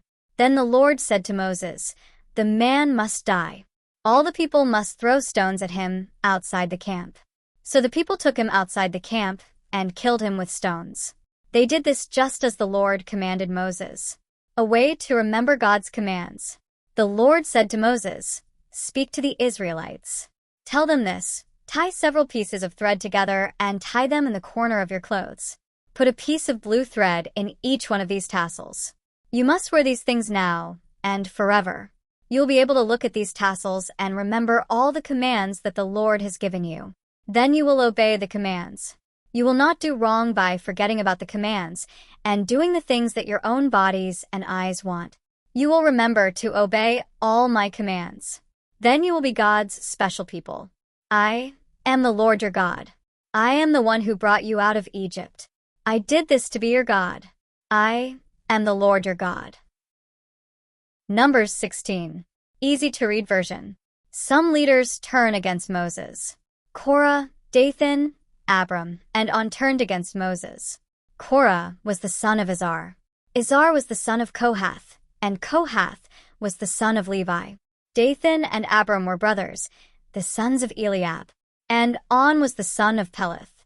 Dathan, Abram, and On were descendants of Reuben. These 4 men gathered 250 other men from Israel together and came against Moses. They were leaders who had been chosen by the people. All the people knew them. They came as a group to speak against Moses and Aaron and said, "You have gone too far. You are wrong. All the Israelites are holy. The Lord still lives among them. You are making yourselves more important than the rest of the Lord's people." When Moses heard this, he bowed his face to the ground to show he was not being proud. Then Moses said to Korah and all his followers, "Tomorrow morning the Lord will show who belongs to him. He will show who is holy, and he will bring that man near to him. He will choose him and bring that man near to him. So Korah, you and all your followers should do this. Tomorrow put fire and incense in some special pans. Then bring those pans before the Lord. He will choose the man who is holy. You Levites have gone too far. You are wrong." Moses also said to Korah, "You Levites, listen to me. You should be happy that the God of Israel chose you to be different from the rest of the Israelites. He lets you come near to him to do this special work in the Lord's holy tent to help the Israelites worship him. Isn't that enough? He brought you Levites near to him to help the priests, but now you are trying to become priests also. You and your followers have joined together and turned against the Lord. Did Aaron do anything wrong? No. So why are you complaining against Aaron?" Then Moses called Dathan and Abram, the sons of Eliab. But the 2 men said, "We will not come. You have brought us out of a land filled with many good things. You brought us to the desert to kill us.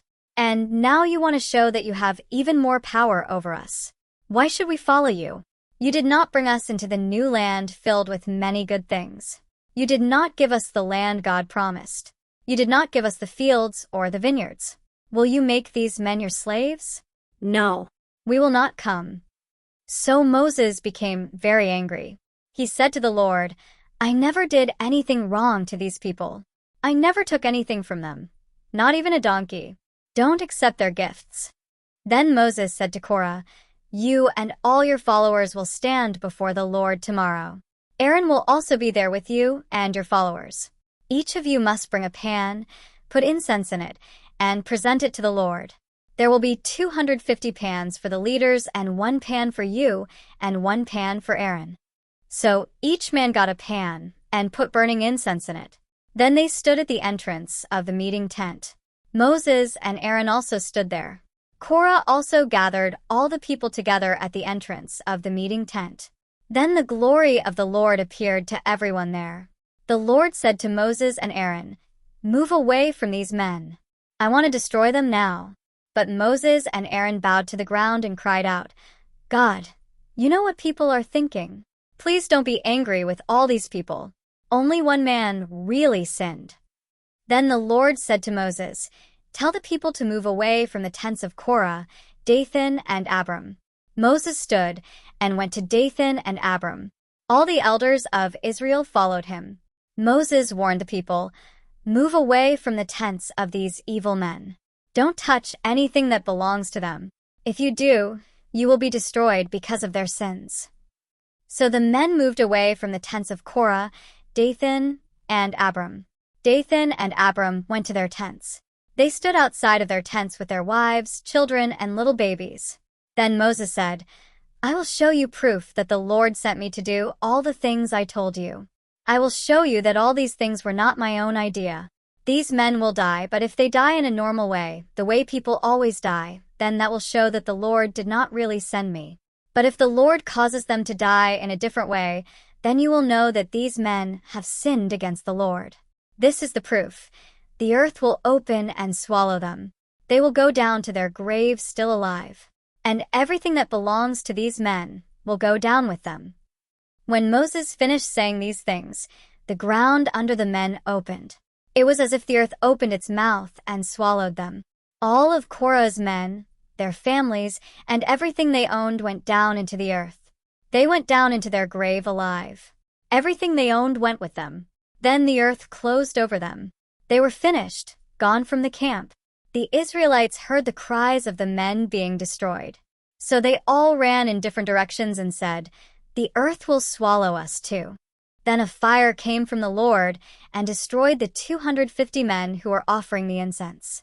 The Lord said to Moses, "Tell Eleazar son of Aaron the priest to get all the incense pans from the fire. Tell him to scatter the coals and ashes. These men sinned against me, and their sin cost them their lives. But the incense pans are still holy." The pans became holy when people gave them to the Lord. Hammer the pans into flat sheets. Use the metal sheets to cover the altar. This will be a warning to all the Israelites. So Eleazar the priest gathered together all the bronze pans that the men had brought. These men were all burned up, but the pans were still there.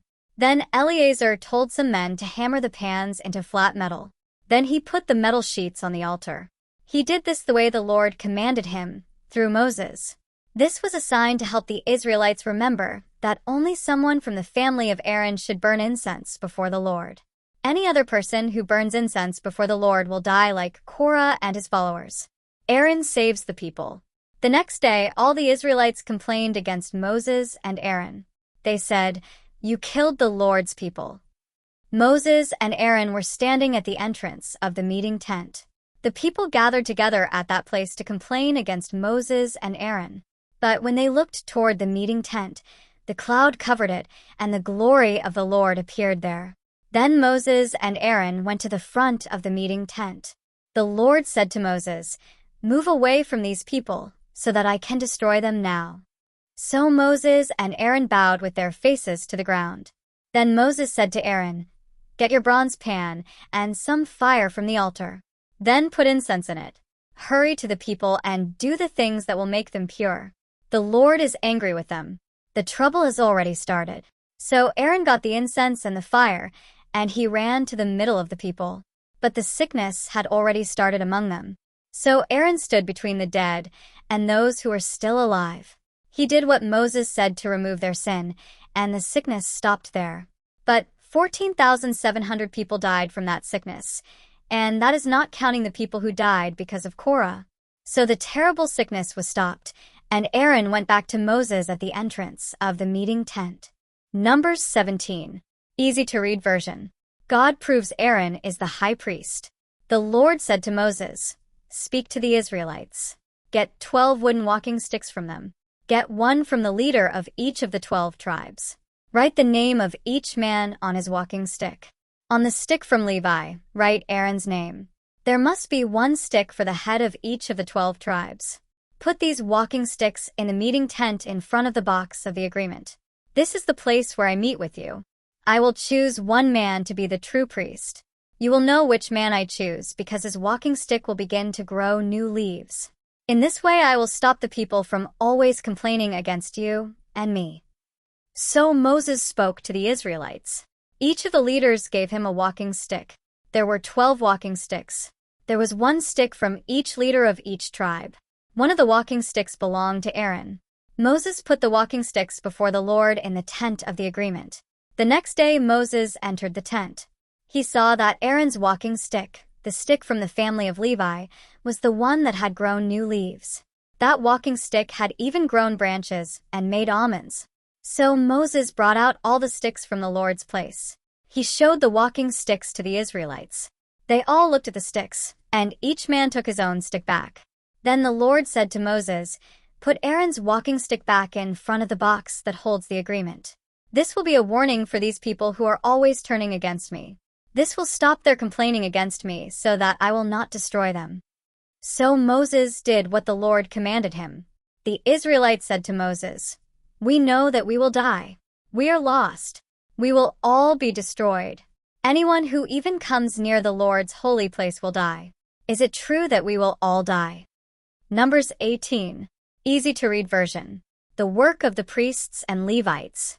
The Lord said to Aaron, "You, your sons, and all the people in your father's family must bear the responsibility for any wrong that is done against the holy place or against the priests. To prevent that from happening, you must bring the rest of the men from the tribe of Levi to join you. These Levites will help you and your sons do your work in the tent of the agreement. These Levites will be under your control. They will do all the work that needs to be done in the tent. But they must not go near the things in the holy place or the altar. If they do, they will die and you also will die. They will join you and work with you. They will be responsible for caring for the meeting tent. All the work that must be done in the tent will be done by them. No one else may come near the place where you are. You are responsible for caring for the holy place and the altar. I don't want to become angry with the Israelites again. I myself chose the Levites from among all the Israelites. They are as a gift to you. I gave them to you to serve the Lord and work in the meeting tent. But, Aaron, only you and your sons may serve as priests. You are the only ones who can go near the altar or behind the curtain into the most holy place. I am giving you a gift, your service as a priest. Anyone else who tries to come too close must be killed." Then the Lord said to Aaron, "I myself gave you responsibility over all the special gifts people give to me. All the holy gifts that the Israelites give to me, I give to you. You and your sons can share in these gifts. They will always belong to you. The people will bring gifts, grain offerings, sin offerings, and guilt offerings. These offerings are most holy. Your share in the most holy offerings will come from the parts that are not burned. All these things will be for you and your sons. Eat these things only in a very holy place. Every male in your family may eat them, but you must remember that these offerings are holy. The Israelites will bring special gifts that you will lift up to me. I give these gifts to you and your sons and daughters. That is your share. Everyone in your family who is clean will be able to eat it. And I give you all the best olive oil and all the best new wine and grain. These are the things that the Israelites give to me, the Lord. These are the first things that they gather in their harvest. When the people gather a harvest, they bring all the first things to the Lord. So these things I will give to you, and everyone in your family who is clean may eat it. Anything in Israel that is a special gift to God is yours. A woman's first baby and an animal's first baby must be given to the Lord. That baby will belong to you.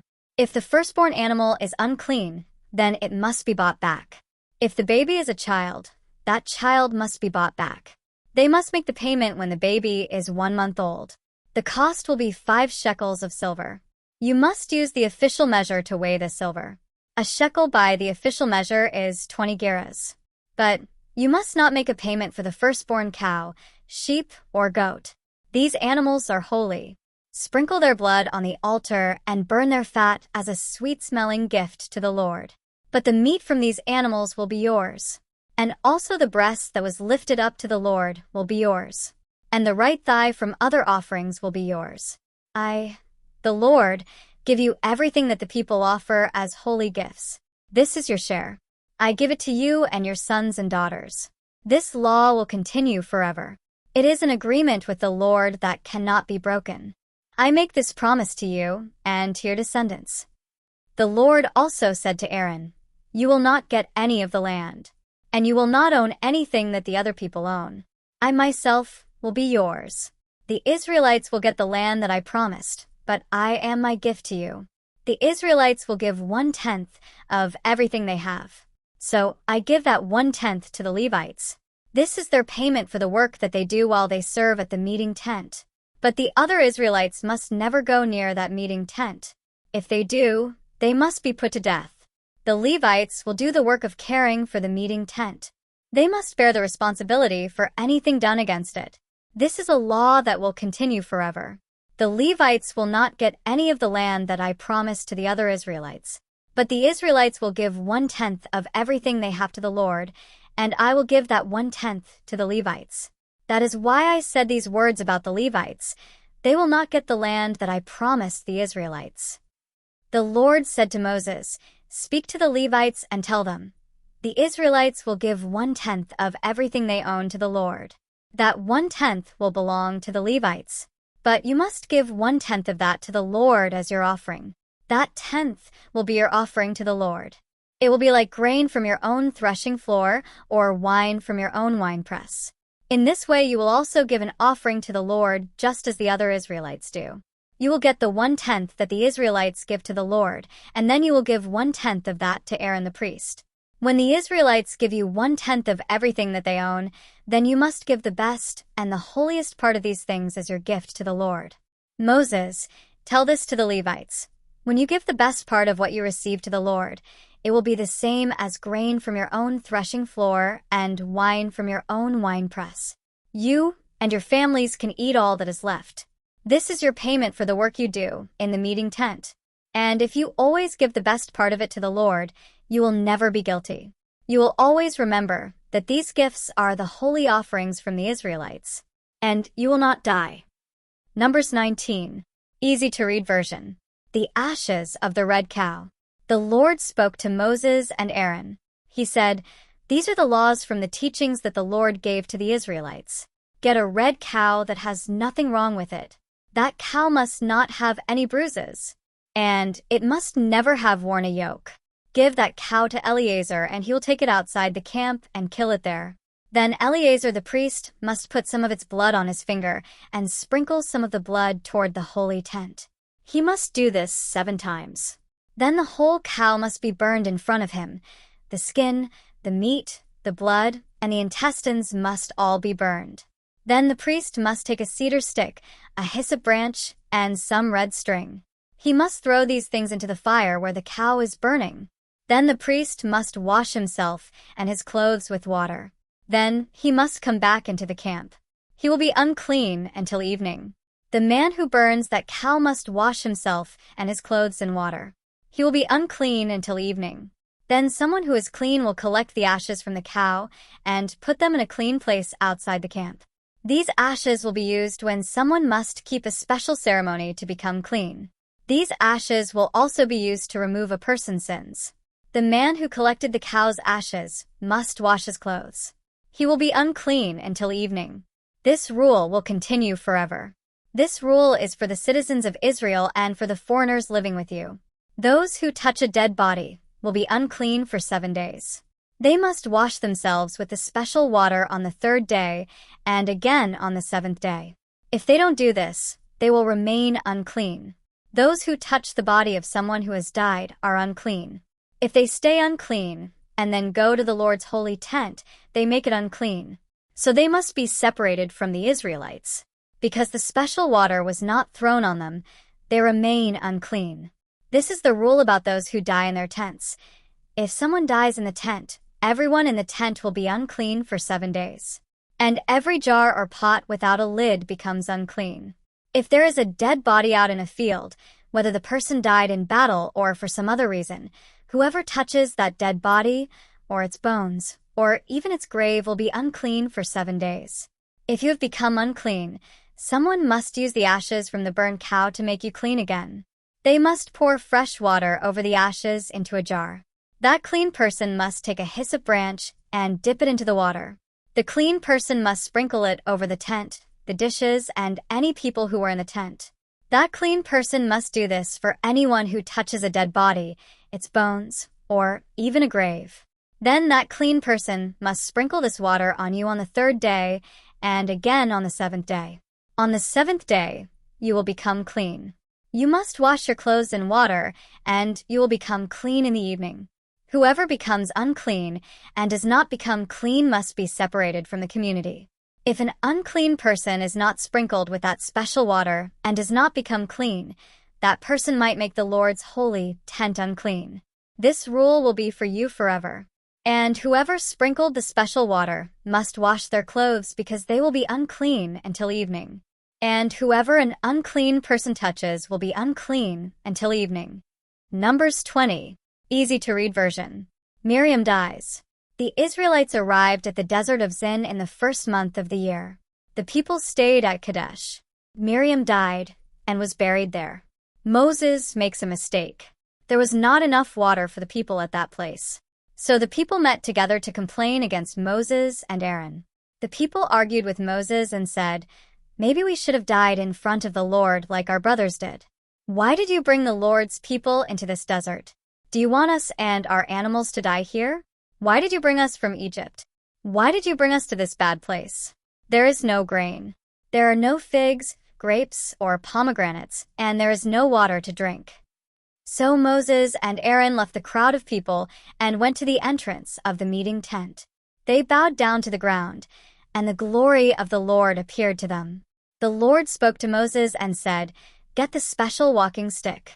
Take your brother Aaron and the crowd of people and go to that rock. Speak to the rock in front of the people. Then water will flow from the rock, and you can give that water to the people and to their animals." The walking stick was in the holy tent, in front of the Lord. Moses took the walking stick as the Lord said. Moses and Aaron told the people to meet together in front of the rock. Then Moses said, "You people are always complaining. Now listen to me. I will cause water to flow from this rock." Moses lifted his arm and hit the rock twice. Water began flowing from the rock, and the people and their animals drank that water. But the Lord said to Moses and Aaron, "You did not trust me enough to honor me and show the people that I am holy. You did not show the Israelites that the power to make the water came from me. So you will not lead the people into the land that I have given them." This place was called the Waters of Meribah. This is where the Israelites argued with the Lord and where he showed them that he was holy. Edom will not let Israel pass. While Moses was at Kadesh, he sent some men with a message to the king of Edom. The message said, "This is what your brothers, the Israelites, say to you. You know about all the troubles we have had. Many years ago our ancestors went down into Egypt, and we lived there for many years. The people of Egypt were cruel to us. But we asked the Lord for help, and he heard us and sent an angel to help us. The Lord has brought us out of Egypt. Now we are here at Kadesh, where your land begins. Please let us travel through your country. We will not travel through any fields or vineyards. We will not drink water from any of your wells. We will travel only along King's Road. We will not leave that road to the right or to the left. We will stay on the road until we have traveled through your country." But the king of Edom answered, "You may not travel through our land. If you try to travel through our land, we will come and fight you with swords." The Israelites answered, We will travel along the main road. If our animals drink any of your water, we will pay you for it. We only want to walk through your country. We don't want to take it for ourselves." But again the king of Edom answered, "We will not allow you to come through our country." Then the king of Edom gathered a large and powerful army and went out to fight against the Israelites. The king of Edom refused to let the Israelites travel through his country, so the Israelites turned around and went another way. Aaron dies. All the Israelites traveled from Kadesh to Mount Hor. Mount Hor was near the border of Edom. The Lord said to Moses and Aaron, "It is time for Aaron to die and go to be with his ancestors. Aaron will not enter the land that I promised to the Israelites." Moses, I say this to you because both you and Aaron did not fully obey the command I gave you at the waters of Meribah. Now, bring Aaron and his son Eleazar up to Mount Hor. Take Aaron's special clothes from him and put these clothes on his son Eleazar. Aaron will die there on the mountain, and he will go to be with his ancestors. Moses obeyed the Lord's command. Moses, Aaron, and Eleazar went up on Mount Hor. All the Israelites watched them go. Moses removed Aaron's special clothes and put them on Aaron's son Eleazar. Then Aaron died there on top of the mountain. Moses and Eleazar came back down the mountain. All the Israelites learned that Aaron was dead. So everyone in Israel mourned for 30 days. Numbers 21. Easy to read version. War with the Canaanites. The Canaanite king of Arad lived in the Negev. He heard that the Israelites were coming on the road to Athram, so the king went out and attacked the Israelites. Arad captured some of the people and made them prisoners. Then the Israelites made a special promise to the Lord. "Please help us defeat these people. If you do this, we will give their cities to you. We will totally destroy them." The Lord listened to the Israelites and helped them defeat the Canaanites. They completely destroyed the Canaanites and their cities. So that place was named Hormah, the bronze snake. The Israelites left Mount Hor and traveled on the road that goes to the Red Sea. They did this to go around the country of Edom. But the people became impatient. They began complaining against God and Moses. The people said, "Why did you bring us out of Egypt? We will die here in the desert. There is no bread and no water, and we hate this terrible food." So the Lord sent poisonous snakes among the people. The snakes bit the people, and many of the Israelites died. The people came to Moses and said, "We know that we sinned when we spoke against the Lord and against you. Pray to the Lord. Ask him to take away these snakes."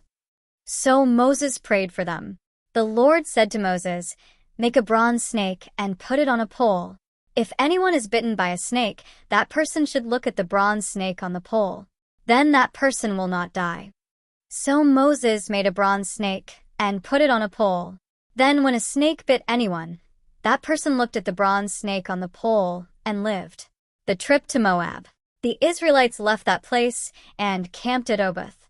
Then they left Oboth and camped at Abarim in the desert east of Moab. They left that place and camped in Zered Valley. Then they moved and camped across from the Arnon River in the desert. This river started at the Ammonite border. The valley was the border between Moab and the Amorites. That is why these words are written in the book of the wars of the Lord. And Waheb and Suphah and the valleys of the Arnon, and the hills by the valleys that lead to the town of Ar. These places are at the border of Moab. The Israelites left that place and traveled to Beer. There is a well in Beer, where the Lord said to Moses, "Bring the people together here, and I will give them water." Then the Israelites sang this song. Well, flow with water. Sing about it. Great men dug this well. Important leaders dug this well. They dug this well with their staffs and walking sticks. It is a gift in the desert. The people traveled from Mattanah to Nahaliel. Then they traveled from Nahaliel to Bamoth. They traveled from Bamoth to the valley of Moab. In this place the top of the Pisgah mountain looks over the desert.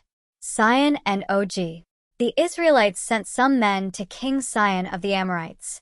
The men said to the king, "Allow us to travel through your country. We will not go through any field or vineyard. We will not drink water from any of your wells. We will travel only along King's Road. We will stay on that road until we have traveled through your country." But King Sihon would not allow the Israelites to travel through his country. He gathered together his army and marched out to the desert to fight against the Israelites. The king's army fought against the Israelites at Jahaz. But the Israelites defeated the king and took his land from the Arnon River to the Jabbok River. The Israelites took the land as far as the Ammonite border. They stopped at that border because it was strongly defended by the Ammonites. Israel took all the Amorite cities and began living in them. They even defeated the city of Heshbon and all the small towns around it. Heshbon was the city where Sihon, the Amorite king, lived. In the past, Sihon had fought with the king of Moab. Sihon had taken the land as far as the Arnon River. That is why the singers sing this song. Go in and rebuild Heshbon. Make Sihon's city strong. A fire began in Heshbon. That fire began in Sihon's city. The fire destroyed Ar in Moab. It burned the hills above Arnon River. It is bad for you, Moab. You lost Chemosh's people. His sons ran away. His daughters were taken prisoners by Sihon, king of the Amorites. But we defeated those Amorites.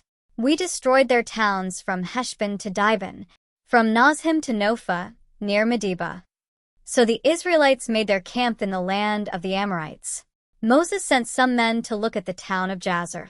Then the Israelites captured that town and the small towns that were around it. They forced the Amorites who were living there to leave. Then the Israelites traveled on the road toward Bashan. King Og of Bashan got his army and marched out to meet the Israelites. He fought against them at Edrei. But the Lord said to Moses, "Don't be afraid of that king. I will allow you to defeat him. You will take his whole army and all his land. Do the same to him as you did to Sihon, the Amorite king who lived in Heshbon." So the Israelites defeated Og and his army. They killed him, his sons, and all his army. Then the Israelites took all his land. Numbers 22. Easy to read version. Balaam and the king of Moab. Then the Israelites traveled to the Jordan Valley in Moab. They camped near the Jordan River across from Jericho. Balak son of Zippor saw everything the Israelites had done to the Amorites. The king of Moab was very frightened of the Israelites because there were so many of them. He was very afraid. The king of Moab said to the leaders of Midian, "This large group of people will destroy everything around us, the way an ox eats all the grass in a field." Balak son of Zippor was the king of Moab at this time. He sent some men to Balaam son of Beor. Balaam was at Pethor, near the Euphrates River. This was where Balaam's people lived. This was Balak's message. A new nation of people has come out of Egypt. There are so many people that they cover all the land. They have camped next to me. Come and help me. These people are too powerful for me. I know that you have great power. If you bless people, good things happen to them. And if you curse people, bad things happen to them. So come and curse these people. Maybe then I will be able to defeat them and force them to leave my country. The leaders of Moab and Midian left. They went to talk to Balaam. They carried with them money to pay him for his service. Then they told him what Balak had said. Balaam said to them, "Stay here for the night. I will talk to the Lord and tell you the answer he gives me." So the leaders of Moab stayed there with Balaam that night. God came to Balaam and asked, "Who are these men with you?" Balaam said to God, "The king of Moab, Balak son of Zippor, sent them to give me a message. This is the message. A new nation of people has come out of Egypt. There are so many people that they cover the land. So come and curse these people. Then maybe I will be able to fight them and force them to leave my land." But God said to Balaam, "Don't go with them. You must not curse those people. They are my people." The next morning Balaam got up and said to leaders from Balak, "Go back to your own country. The Lord will not let me go with you." So the leaders of Moab went back to Balak and told him this. They said, "Balaam refused to come with us." So Balak sent other leaders to Balaam. This time he sent many more than the first time, and these leaders were much more important than the first ones he sent. They went to Balaam and said, "This is what Balak son of Zippor says to you. Please don't let anything stop you from coming. I will pay you very much, and I will do whatever you ask. Come and curse these people for me." Balaam gave Balak's officials his answer.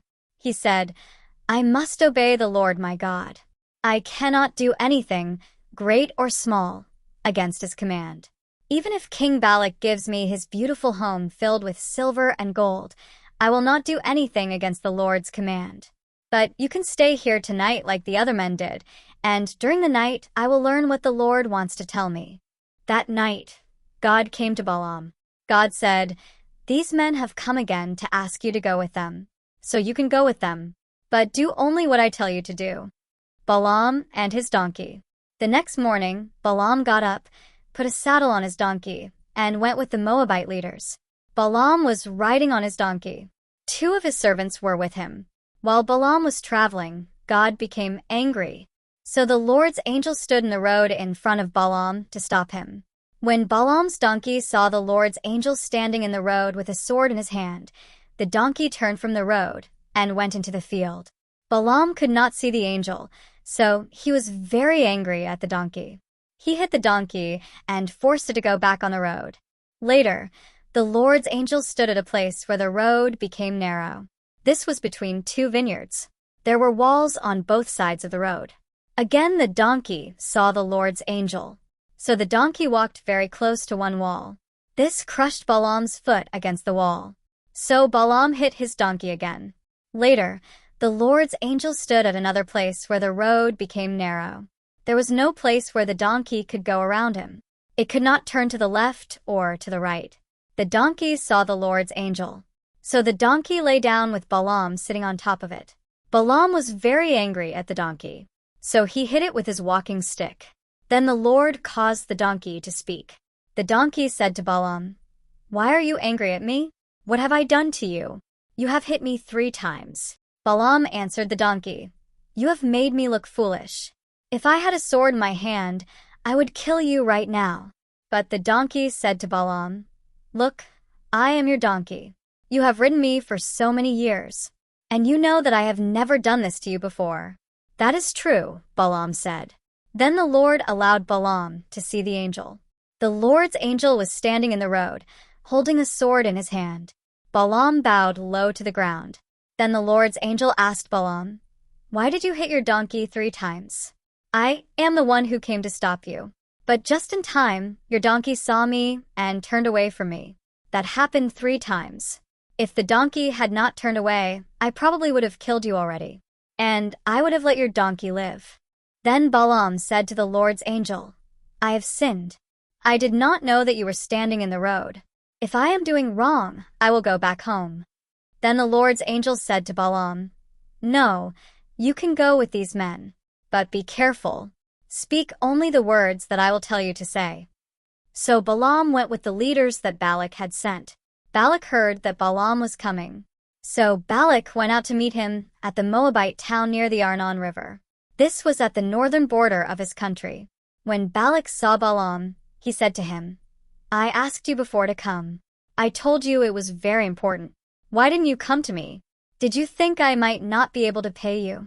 Balaam answered, "Well, I am here now. I came, but I might not be able to do what you asked. I can only say the words God tells me to say." Then Balaam went with Balak to Kiriath-Huzoth. Balak killed some cattle and some sheep as his sacrifice. He gave some of the meat to Balaam and some to the leaders who were with him.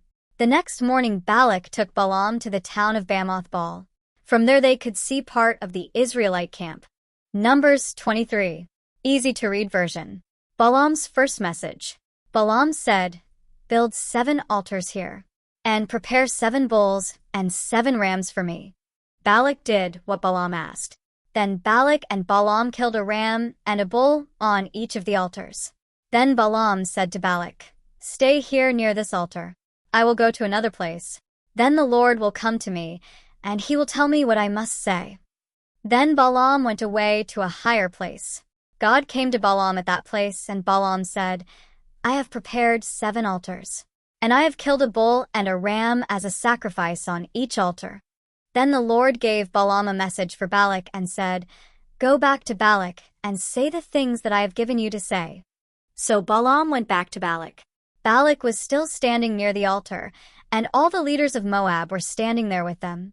Then Balaam spoke, and this was his message. "Balak, the king of Moab, brought me here from the eastern mountains of Aram. Balak said to me, 'Come, curse Jacob for me. Come, speak against the Israelites. But God is not against them, so I cannot speak against them either. The Lord has not asked for bad things to happen to these people, so I cannot do that either. I see these people from the mountain. I see them from the high hills. They live alone. They are not part of another nation. Who can count Jacob's people? They are as many as the grains of dust. No one can count even a fourth of the Israelites. Let me die like a good man. Let my life end as happy as theirs. Balak said to Balaam, "What have you done to me? I brought you here to curse my enemies, but you have blessed them." But Balaam answered, "I must say the things that the Lord tells me to say." Then Balak said to him, "So come with me to another place. At that place you can see more of these people. You cannot see all of them, you can only see part of them. Maybe from that place you can curse them for me." So Balak led Balaam to Watchman Hills. This was on top of Mount Pisgah. There Balak built 7 altars and killed a bull and a ram on each altar as a sacrifice. Then Balaam said to Balak, "Stay here by this altar while I go meet with God over there." So the Lord came to Balaam and told Balaam what to say. Then he told Balaam to go back to Balak and say these things. So Balaam went to Balak. Balak was still standing near the altar. The leaders of Moab were there with him. Balak saw Balaam coming and said, "What did the Lord say?" Balaam's second message. Then Balaam said this, "Stand up, Balak, and listen to me. Hear me, Balak son of Zippor. God is not a man. He will not lie. God is not a human being. His decisions will not change. If he says he will do something, then he will do it. If he makes a promise, then he will do what he promised. He told me to bless them. He blessed them, so I cannot change that." God saw no wrong in Jacob's people. He saw no sin in the Israelites. The Lord is their God, and he is with them. The great king is with them. God brought them out of Egypt. They are as strong as a wild ox. There is no power that can defeat the people of Jacob. There is no magic that can stop the Israelites. People will say this about Jacob and the Israelites. Look at the great things God did. The people are as strong as lions, and they fight like lions. And a lion will not rest until it eats what it has caught, until it drinks the blood of what it has killed. Then Balak said to Balaam, "You didn't ask for good things to happen to these people, but you didn't ask for bad things to happen to them either." Balaam answered, "I told you before that I can only say what the Lord tells me to say." Then Balak said to Balaam, "So come with me to another place. Maybe God will be pleased and will allow you to curse them from that place." So Balak led Balaam to the top of Mount Peor, which looks out over the desert. Balaam said, "Build 7 altars here. Then prepare 7 bulls and 7 rams for the altars." Balak did what Balaam asked. Balak offered the bulls and rams on the altars. Numbers 24. Easy to read version. Balaam's third message. Balaam saw that the Lord wanted to bless Israel, so he did not try to change that by using any kind of magic. But Balaam turned and looked toward the desert. He looked out across the desert and saw all the Israelites. They were camped with the tribes in their different areas. Then the Spirit of God came on him, and he gave this message. This message is from Balaam son of Beor. "I am speaking about things I see clearly. These are the words I heard from God. I saw what God all-powerful showed me. I humbly tell what I clearly see. People of Jacob, your tents are beautiful. Israelites, your homes are beautiful. You are like rows of palm trees planted by the streams. You are like gardens growing by the rivers.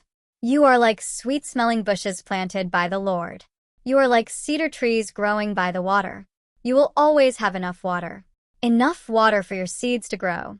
Your king will be greater than King Agag. Your kingdom will be very great. God brought them out of Egypt. They are as strong as a wild ox. They will defeat all their enemies. They will break their bones and shatter their arrows. Israel is like a lion, curled up and lying down. Yes, they are like a young lion, and no one wants to wake him. Anyone who blesses you will be blessed, and anyone who curses you will have great troubles." When Balak heard this, he angrily struck his fist against his hand and said to Balaam, "I called you to come and curse my enemies. but you have blessed them. You have blessed them 3 times. Now leave and go home. I told you that I would give you a very good payment, but the Lord has caused you to lose your reward." Balaam said to Balak, "You sent men to ask me to come. Don't you remember what I told them?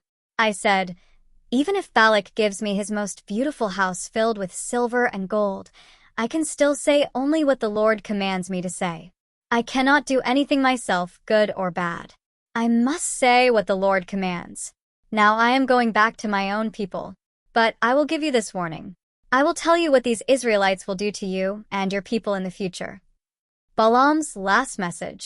Then Balaam gave this message. This message is from Balaam son of Beor. I am speaking about things I see clearly. I heard this message from God. I learned what God Most High taught me. I saw what God All-Powerful showed me. I humbly tell what I clearly see. I see him coming, but not now. I see him coming, but not soon. A star will come from the family of Jacob. A new ruler will come from the Israelites.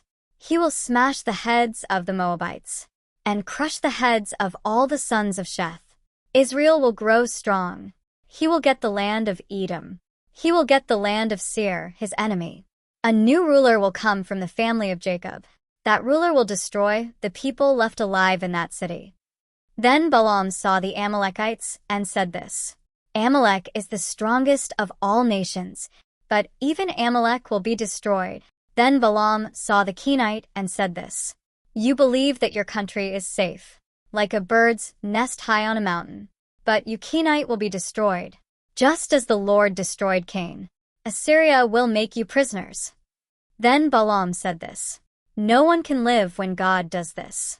Ships will come from Cyprus. They will defeat Assyria and Eber, but those ships will also be destroyed." Then Balaam got up and went back home, and Balak went his own way. Numbers 25. Easy to read version. Israel at Peor. While the Israelites were camped near Acacia, the men committed sexual sins with Moabite women. The Moabite women invited the men to come and join in their sacrifices to their false gods. So the Israelites joined in worshiping these false gods. They ate the sacrifices and worshipped these gods. There the Israelites began worshiping the false god, Baal of Peor.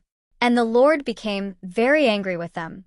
The Lord said to Moses, "Get all the leaders of these people. Then kill them so that all the people can see. Lay their bodies before the Lord. Then the Lord will not show his anger against all the Israelites."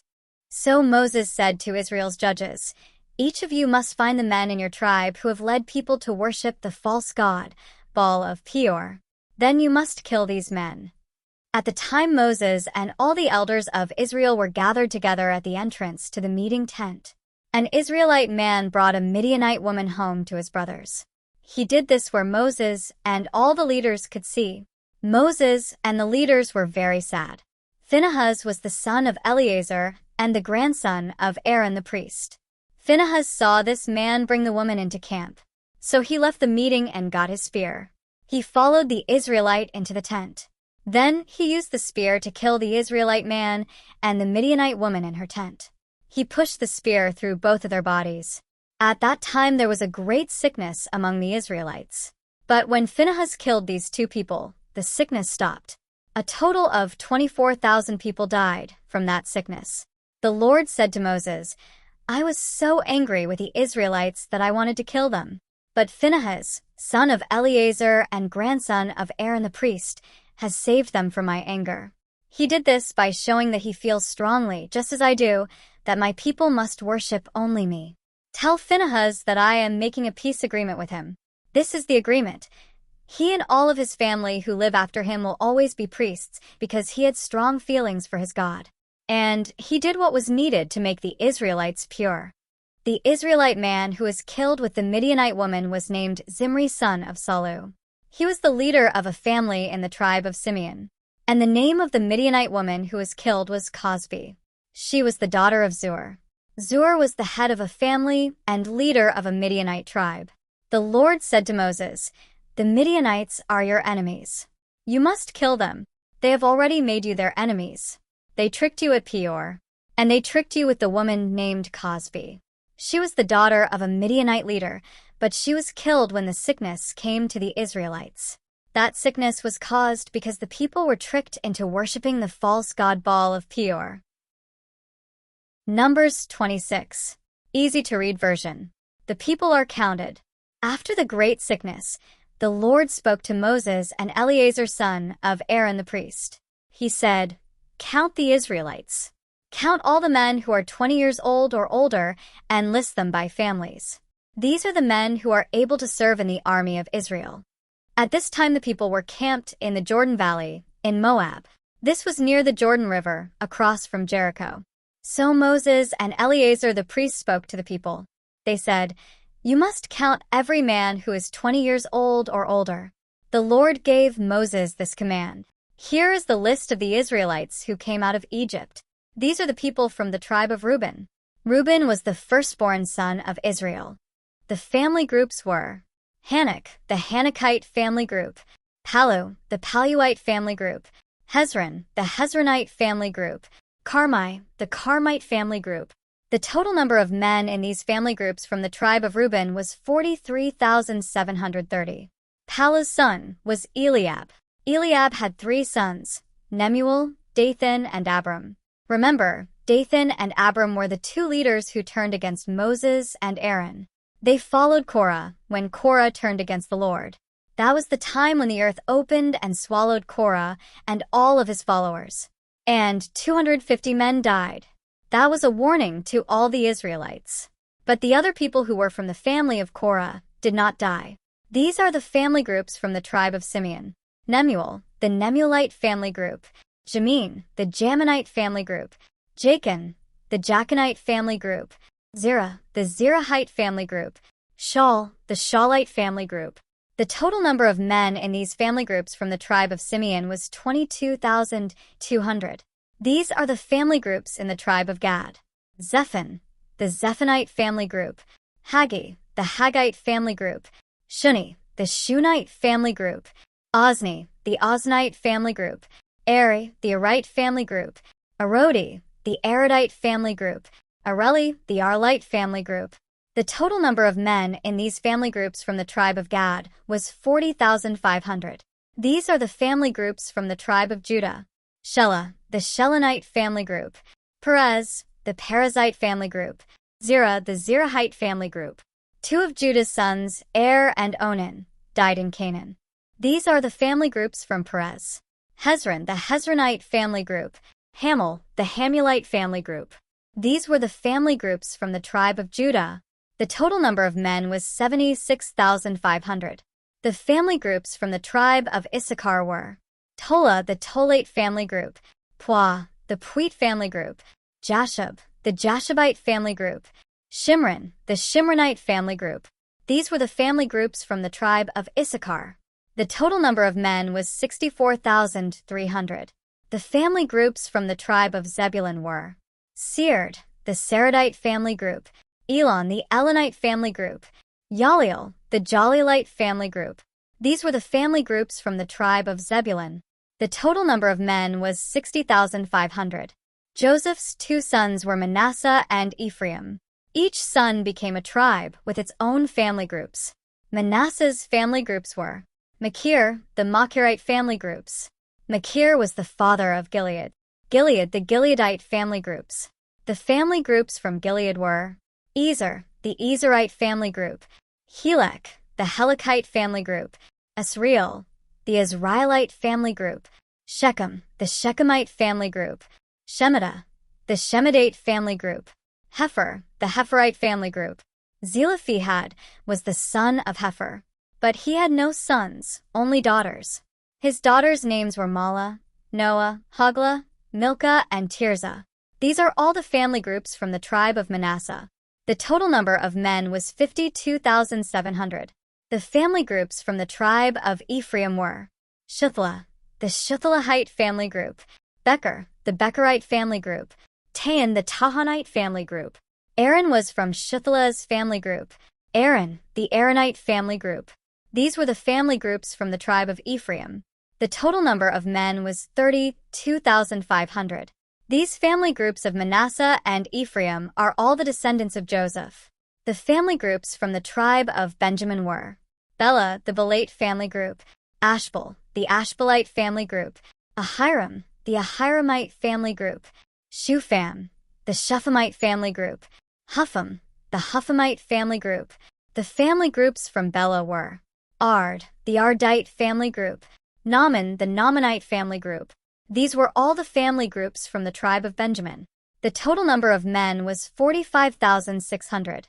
The family groups from the tribe of Dan were Shuham, the Shuhamite family group. That was the family group from the tribe of Dan. There were many family groups in the Shuhamite tribe. The total number of men was 64,400.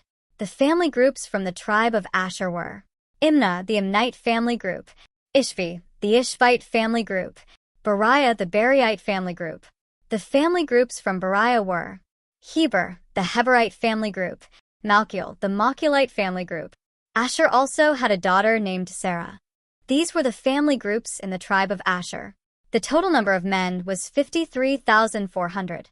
The family groups from the tribe of Naphtali were Jaziel, the Jazielite family group; Guni, the Gunite family group; Jezer, the Jezerite family group; Shillem, the Shillemite family group. These were the family groups from the tribe of Naphtali. The total number of men was 45,400. So the total number of men of Israel was 601,730. The Lord said to Moses, "The land will be divided and given to these people. Each tribe will get enough land for all the people who were counted.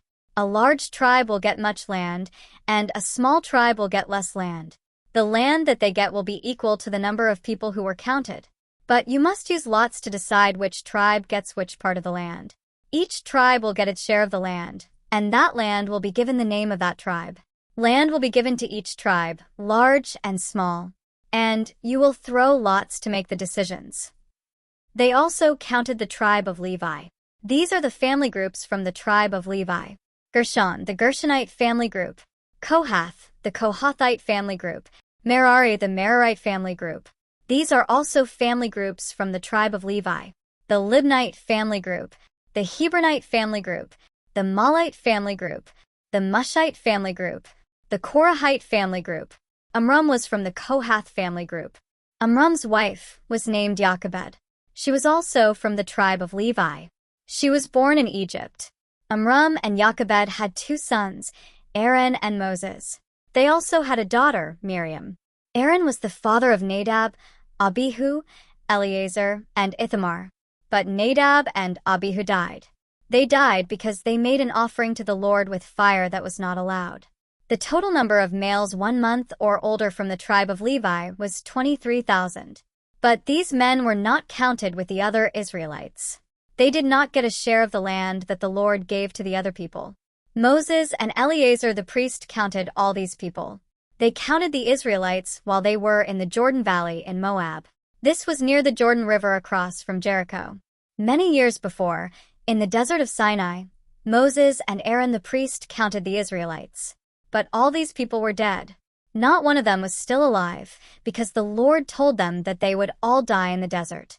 The only 2 men who were left alive were Caleb son of Jephunneh and Joshua son of Nun. Numbers 27. Easy to read version. Zelophehad's daughters. Zelophehad was the son of Hepher. Hepher was the son of Gilead. Gilead was the son of Machir. Machir was the son of Manasseh. Manasseh was the son of Joseph. Zelophehad had 5 daughters. Their names were Mahlah, Noah, Hoglah, Milcah, and Tirzah. These 5 women went to the meeting tent and stood before Moses, Eleazar the priest, the leaders, and all the Israelites. The 5 daughters said, "Our father died while we were traveling through the desert. He died a natural death. He was not one of the men who joined Korah's group. Korah was the man who turned against the Lord. But our father had no sons. This means that our father's name will not continue. It is not fair that our father's name will not continue. His name will end because he had no sons. So we ask you to give us some of the land that our father's brothers will get." So Moses asked the Lord what he should do. The Lord said to him, "The daughters of Zelophehad are right. They should share the land with their father's brothers. So give them the land that you would have given to their father. So tell the Israelites, If a man has no son, when he dies, everything he owns will be given to his daughter. If he has no daughter, everything he owns will be given to his brothers. If he has no brothers, everything he owns will be given to his father's brothers. If his father had no brothers, everything he owns will be given to the closest relative in his family. This will be a law among the Israelites. The Lord has given this command to Moses. Joshua is the new leader. Then the Lord said to Moses, "Go up on one of the mountains in the desert east of the Jordan River. There you will see the land that I am giving to the Israelites. After you have seen this land, you will die like your brother Aaron." Remember when the people became angry at the water in the desert of Zin. Both you and Aaron refused to obey my command. You did not honor me and show the people that I am holy. This was at the water of Meribah near Kadesh in the desert of Zin. Moses said to the Lord, "Lord, you are the God who knows what people are thinking. I pray that you will choose a leader for these people. I pray that you will choose a leader who will lead them out of this land and bring them into the new land. Then your people will not be like sheep without a shepherd." So the Lord said to Moses, "Joshua son of Nun is very wise. You will place your hand on him and make him the new leader. Tell him to stand before Eleazar the priest and all the people. Then make him the new leader. Show the people that you are making him leader, then all the people will obey him. If Joshua needs to make a decision, he will go to Eleazar the priest. Eleazar will use the Urim to learn the Lord's answer. Then Joshua and all the Israelites will do the things God says. If he says, 'Go to war,' they will go to war. And if he says, 'Go home,' they will go home." Moses obeyed the Lord. Moses told Joshua to stand before Eleazar the priest and all the Israelites. Then Moses put his hands on him to show that he was the new leader. He did this just as the Lord told him to. Numbers 28. Easy to read version. Daily offerings. Then the Lord spoke to Moses. He said, "Give this command to the Israelites. Tell them to be sure to give the grain offerings and sacrifices to me at the right time as sweet-smelling gifts. These are gifts that they must give to the Lord. Every day they must give 2 lambs that are 1 year old. There must be nothing wrong with them. Offer one of the lambs in the morning and the other lamb just before dark. Also give a grain offering of 8 cups of fine flour mixed with 1 quart of olive oil." They started giving the daily offerings at Mount Sinai as sweet-smelling gifts to the Lord. The people must also give the drink offerings that go with the gifts. They must give 1 quart of wine with every lamb. Pour that drink offering on the altar in the holy place. This is a gift to the Lord. Offer the second lamb just before dark. Offer it just as the morning offering. Also give the drink offering that goes with it. This will be a sweet-smelling gift to the Lord. Sabbath offerings. On the Sabbath you must give 2 lambs that are 1 year old. There must be nothing wrong with them. You must also give a grain offering of 16 cups of fine flour mixed with olive oil and a drink offering. This is a special offering for the day of rest. This offering is in addition to the regular daily offering and drink offering. Monthly meetings.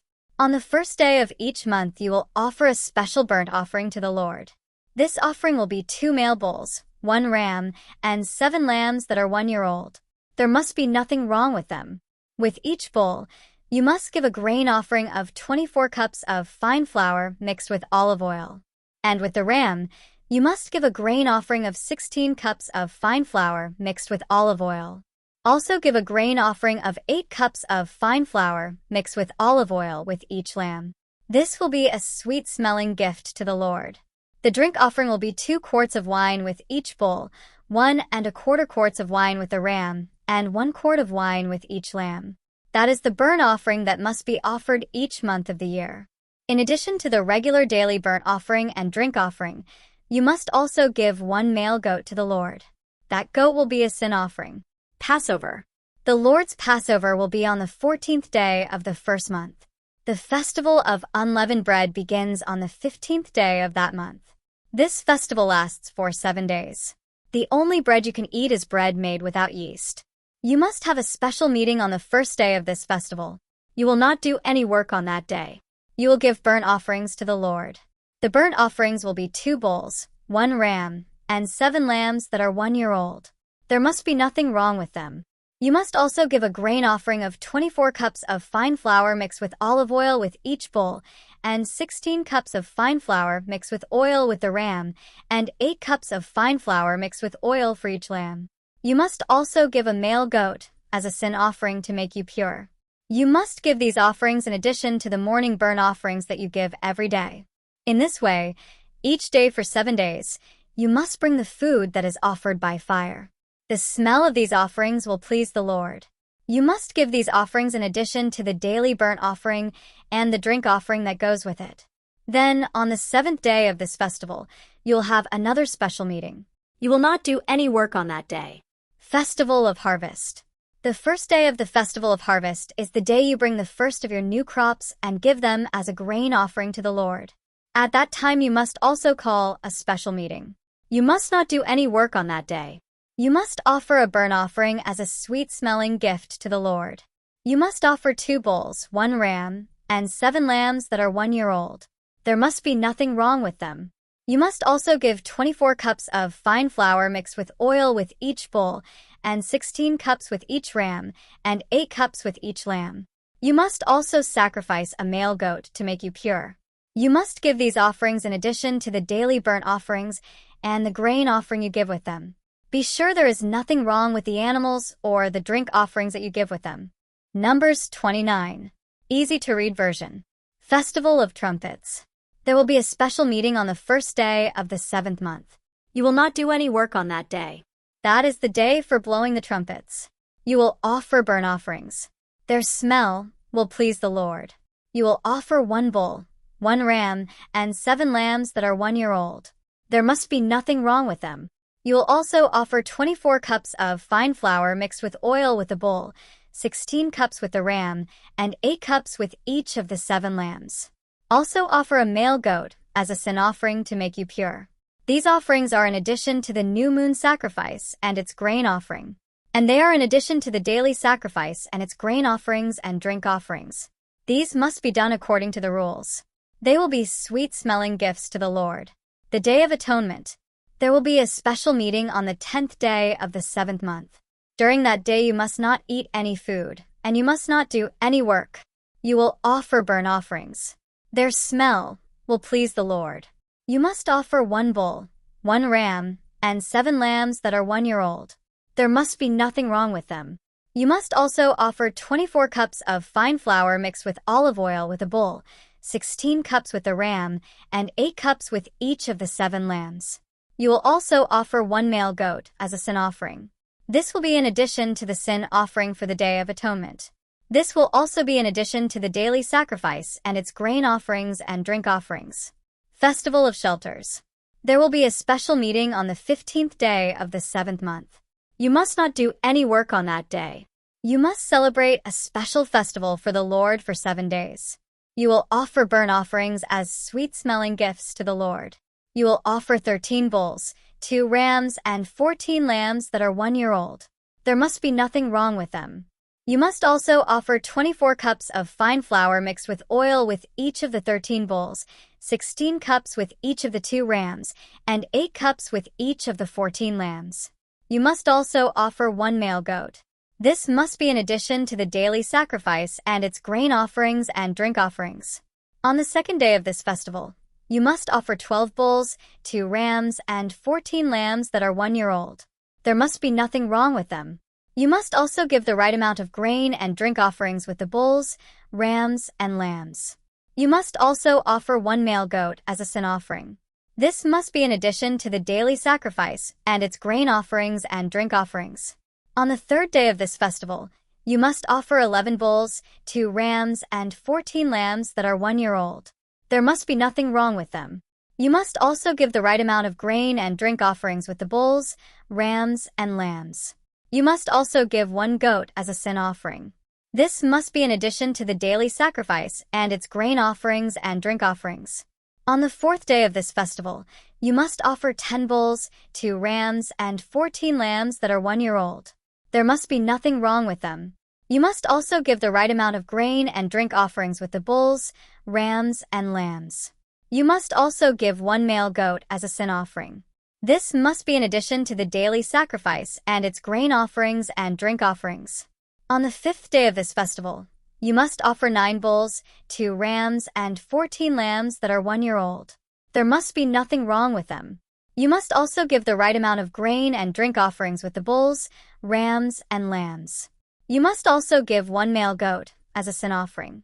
This must be in addition to the daily sacrifice and its grain offerings and drink offerings.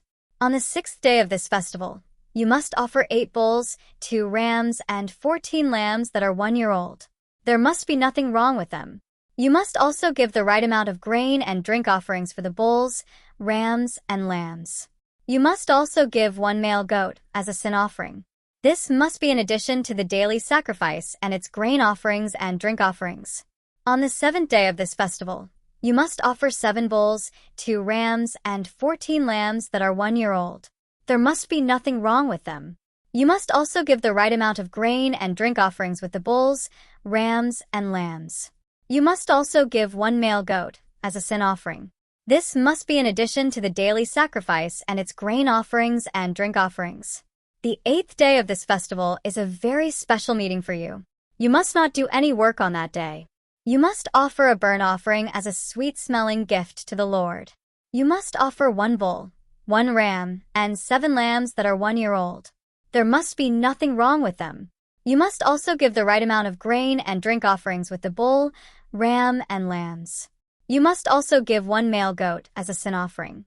This must be in addition to the daily sacrifice and its grain offerings and drink offerings. At the special festivals, you must bring your burnt offerings, grain offerings, drink offerings, and fellowship offerings. You must give these offerings to the Lord. They are in addition to any special gift you might want to give him, and any offering that is part of a special promise you make.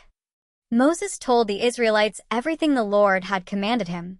Numbers 30. Easy-to-read version. Special promises. Moses spoke with all the leaders of the Israelite tribes and told them about these commands from the Lord. If a man makes a special promise to the Lord or makes a promise with an oath, he must not break his promise. He must do everything he said he would do.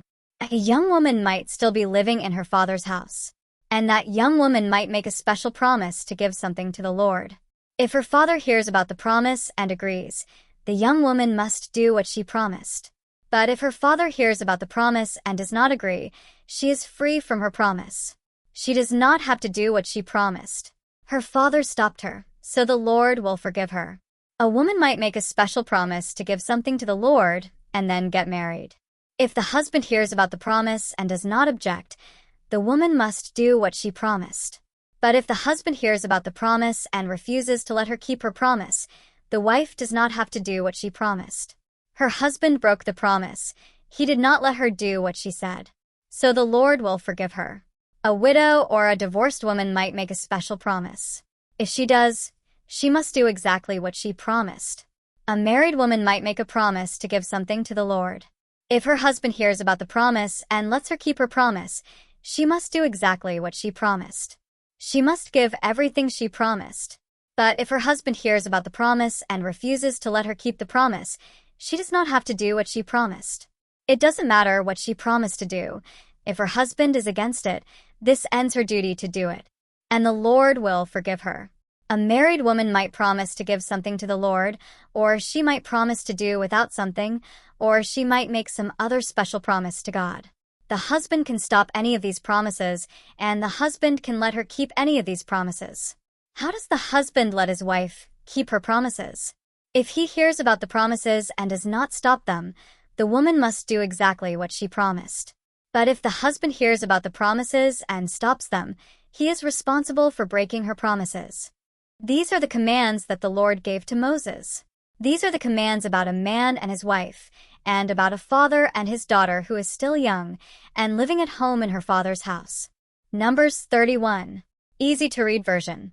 Israel fights back against the Midianites. The Lord spoke to Moses and said, "Moses, tell the Israelites this.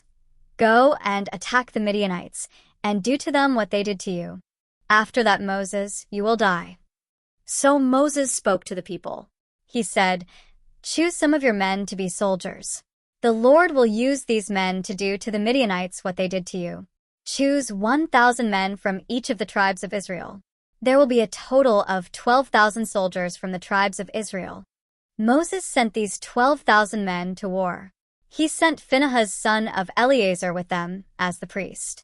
Phinehas took the holy things and the horns and trumpets with him. The Israelites fought the Midianites as the Lord had commanded. They killed all the Midianite men. Among the people who they killed were Evi, Rechem, Zur, Hur, and Reba, the 5 kings of Midian. They also killed Balaam son of Beer with a sword. The Israelites took the Midianite women and children as prisoners. They also took all their sheep, cattle, and other things. Then they burned all their towns and villages. They took all the people and animals and brought them to Moses, Eleazar the priest, and all the other Israelites. They brought all the things they took in war to the camp of Israel. The Israelites were camped in the Jordan Valley in Moab, on the east side of the Jordan River across from Jericho. Then Moses, Eleazar the priest, and the leaders of the people went out of the camp to meet with the soldiers. Moses was very angry with the leaders of the army, the commanders of 1,000 men, and the commanders of 100 men, who came back from the war.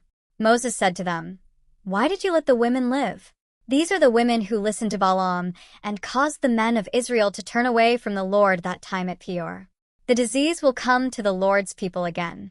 Now, kill all the Midianite boys and kill all the Midianite women who have had sexual relations with a man. You can let all the young girls live, but only if they never had sexual relations with any man.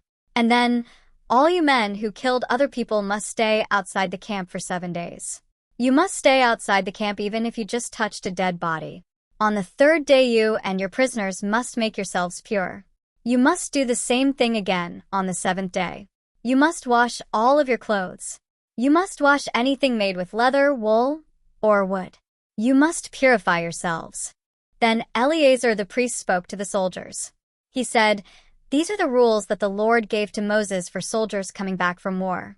You must put gold, silver, bronze, iron, tin, or lead into the fire, and then wash these things with a special water to make them pure. If something can be put in the fire, you must put it in fire to purify it. If things cannot be put in fire, you must still wash them with a special water. On the 7th day, you must wash all of your clothes. Then you will be pure. After that you can come into camp." Then the Lord said to Moses, "You, Eleazar the priest, and all the leaders should count all the prisoners, animals, and everything the soldiers took in war. Then divide these things between the soldiers who went to war and the rest of the Israelites. Take part of these things from the soldiers who went to war. That part will belong to the Lord. His share is one from every 500 items. This includes people, cattle, donkeys, and sheep. Take that share from the soldiers, half of the things they took in war. Then give these things to Eleazar the priest. That part will belong to the Lord. And then, from the people's half, take 1 thing for every 50 items. This includes people, cattle, donkeys, sheep, or any other animal. Give that share to the Levites, because they take care of the Lord's holy tent." So Moses and Eleazar did what the Lord commanded Moses. The soldiers had taken 675,000 sheep, 72,000 cattle, 61,000 donkeys, and 32,000 women. These are only the women who had not had sexual relations with any man. The soldiers who went to war got 337,500 sheep. They gave 675 sheep to the Lord. The soldiers got 36,000 cattle. They gave 72 cattle to the Lord.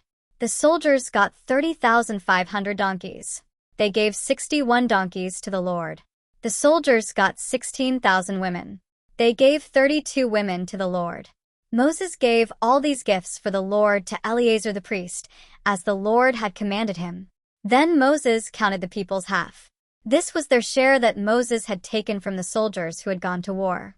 The people got 337,500 sheep, 36,000 cattle, 30,500 donkeys, and 16,000 women. Moses took 1 out of every 50 women and animals. He gave them to the Levites because they took care of the Lord's holy tent. Moses did this as the Lord had commanded. Then the leaders of the army, the leaders over 1,000 men and the leaders over 100 men, came to Moses. They told Moses, "We, your servants, have counted our soldiers. We have not missed any of them. So we are bringing the Lord's gift from every soldier. We are bringing things that are made of gold, armbands, bracelets, rings, earrings, and necklaces. This gift to the Lord is to make us pure." So Moses and Eleazar the priest accepted all these gold items from them. The gold that the commanders and captains gave to the Lord weighed about 424 pounds.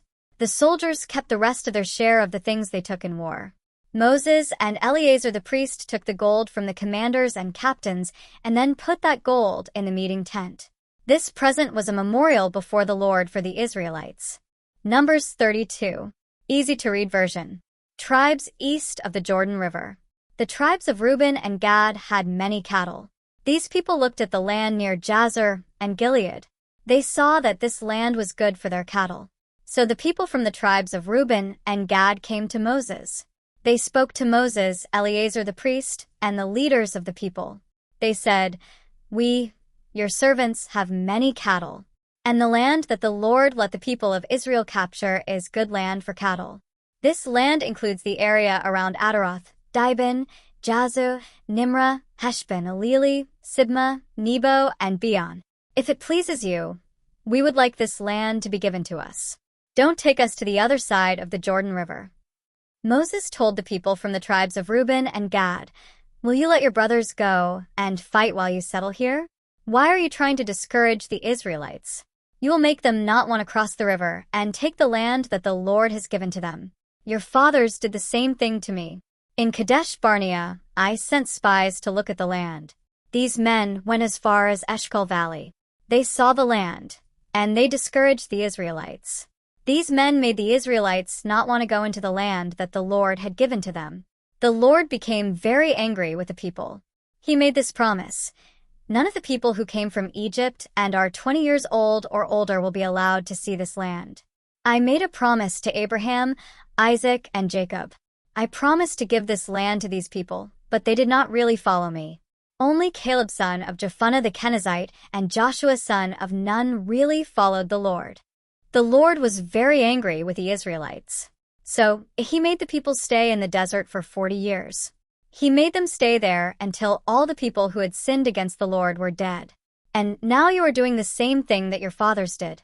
You sinful people, do you want the Lord to be even more angry with his people? If you stop following the Lord, he will make Israel stay even longer in the desert. Then you will destroy all these people. But the people from the tribes of Reuben and Gad went to Moses. They said, "We will build cities for our children and barns for our animals here. Then our children can be safe from the other people who live in this land. But we will gladly come and help the other Israelites. We will bring them to their land. We will not come back home until everyone in Israel has taken his part of the land. We will not take any of the land west of the Jordan River. No, our part of the land is east of the Jordan River." So Moses told them, "If you do all these things, this land will belong to you. But your soldiers must go before the Lord into battle. Your soldiers must cross the Jordan River and be ready to fight for the Lord until he forces the enemy to leave. After the Lord helps us all take the land, you can go back home. Then the Lord and Israel will not think that you are guilty, and the Lord will let you have this land. But if you don't do these things, you will be sinning against the Lord. And know for sure that you will be punished for your sin. Build cities for your children and barns for your animals. But then, you must do what you promised." Then the people from the tribes of Gad and Reuben said to Moses, "We are your servants. You are our master, so we will do what you say. Our wives, children, and all our animals will stay in the cities of Gilead. But we, your servants, will cross the Jordan River. We will march before the Lord into battle, as our master says." So Moses, Eleazar the priest, Joshua son of Nun, and all the leaders of the tribes of Israel heard them make that promise. Moses said to them, "The people of Gad and Reuben will cross the Jordan River. They will march before the Lord into battle. They will help you take the land, and you will give the land of Gilead as their part of the country. But if they do not cross the river with you ready to fight, they will not get any land on this side. They will get only a share of the land of Canaan with the rest of you." The people of Gad and Reuben answered, "We promise to do what the Lord commanded." "We will cross the Jordan River and march before the Lord into the land of Canaan. And our part of the country is the land east of the Jordan River." So Moses gave that land to the people of Gad, to the people of Reuben, and to half the tribe of Manasseh. Manasseh was Joseph's son. That land included the kingdom of Sihon the Amorite and the kingdom of King Og of Bashan and all the cities around that area. The people of Gad built the cities of Dibon, Ataroth, Aroer, Atroth-Shaphan, Jazer, Jogbehah, Beth Nimrah, and Beth Haran. They built cities with strong walls, and they built barns for their animals. The people of Reuben built Heshbon, Eleli, Kiriathaim, Nebo, Balmeon, and Sibmah. They used the names of the cities that they rebuilt, but they changed the names of Nebo and Balmeon. People from Machir's family group went to Gilead. Machir was Manasseh's son. They defeated the city. They defeated the Amorites who lived there. So Moses gave Gilead to Machir from the tribe of Manasseh, and his family settled there. Jair, from the family of Manasseh, defeated the small towns there. Then he called them towns of Jair. Noba defeated Kenath and the small towns near it. Then he called that place by his own name. Numbers 33. Easy to read version. Israel's journey from Egypt. Here is a list of the places the Israelites went when they left Egypt. They were organized in groups like an army and were led by Moses and Aaron. Following the Lord's command, Moses kept a record of each place they stayed before moving on to the next place. These are all the places they went. On the 15th day of the first month, they left Ramesses. That morning after Passover, the Israelites marched out of Egypt with their arms raised in victory. All the people of Egypt saw them. The Egyptians were burying all the people the Lord killed. They were burying all their firstborn sons. The Lord had shown his judgment against the gods of Egypt. The Israelites left Ramesses and traveled to Sukkot. From Sukkot they traveled to Etham. They camped there at the edge of the desert. They left Etham and went to Pi-Hahireth. This was near Baal-Zephon. They camped near Migdol. They left Pi-Hahireth and walked through the middle of the sea. They went toward the desert. Then they traveled for 3 days through the desert of Etham. The people camped at Marah. They left Marah and went to Elim and camped there. There were 12 springs of water and 70 palm trees there. They left Elim and camped near the Red Sea. They left the Red Sea and camped in the western Sinai desert. They left there and camped at Dophkah. They left Dophkah and camped at Alush. They left Alush and camped at Rephidim. There was no water for the people to drink at that place. They left Rephidim and camped in the desert of Sinai. They left the desert of Sinai and camped at Kibroth Hattaavah. They left Kibroth Hattaavah and camped at Hazeroth. They left Hazeroth and camped at Rithmah. They left Rithmah and camped at Rimmon Perez. They left Rimmon Perez and camped at Libnah. They left Libnah and camped at Rissah. They left Rissah and camped at Kehelatha. They left Kehelatha and camped at Mount Shepher.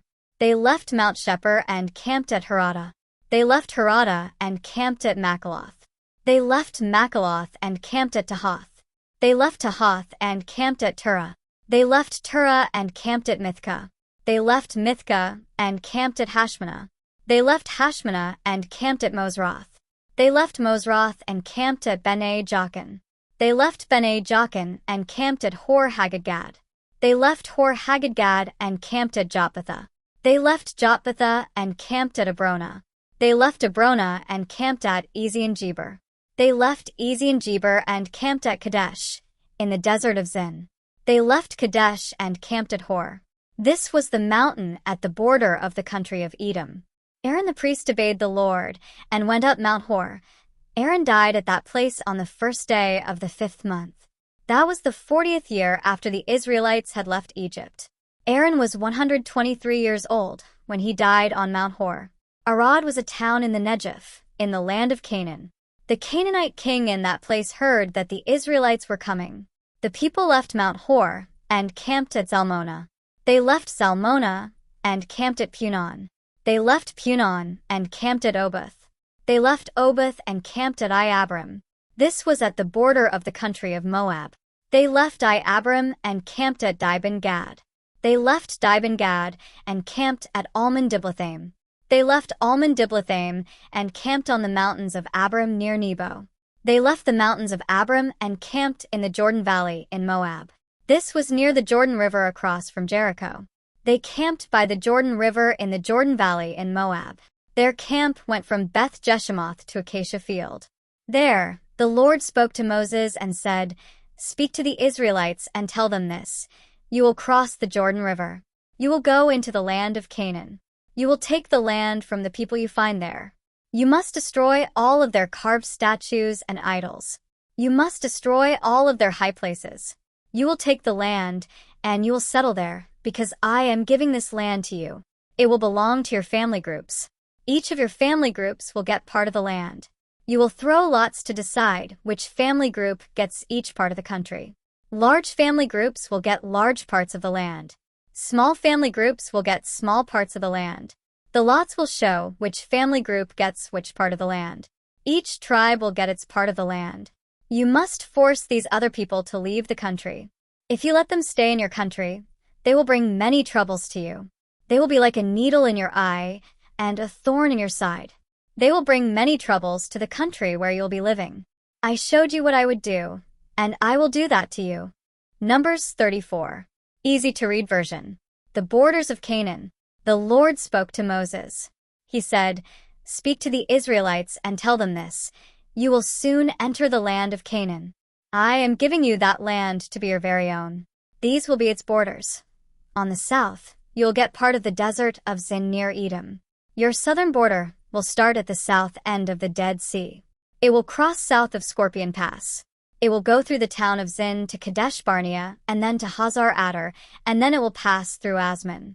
From Asman the border will go to the river of Egypt, and it will end at the Mediterranean Sea. Your western border will be the Mediterranean Sea. Your northern border will begin at the Mediterranean Sea and go to Mount Hor. From Mount Hor it will go to Lebo Hamath, and then to Zedad. Then that border will go to Ziphren, and it will end at Hazar Enan. So that will be your northern border. Your eastern border will begin at Enan, and it will go to Shepham. From Shepham the border will go east of Ain to Riblah. The border will continue along the hills by Lake Galilee. Then the border will continue along the Jordan River. It will end at the Dead Sea. These are the borders around your country. So Moses gave this command to the Israelites.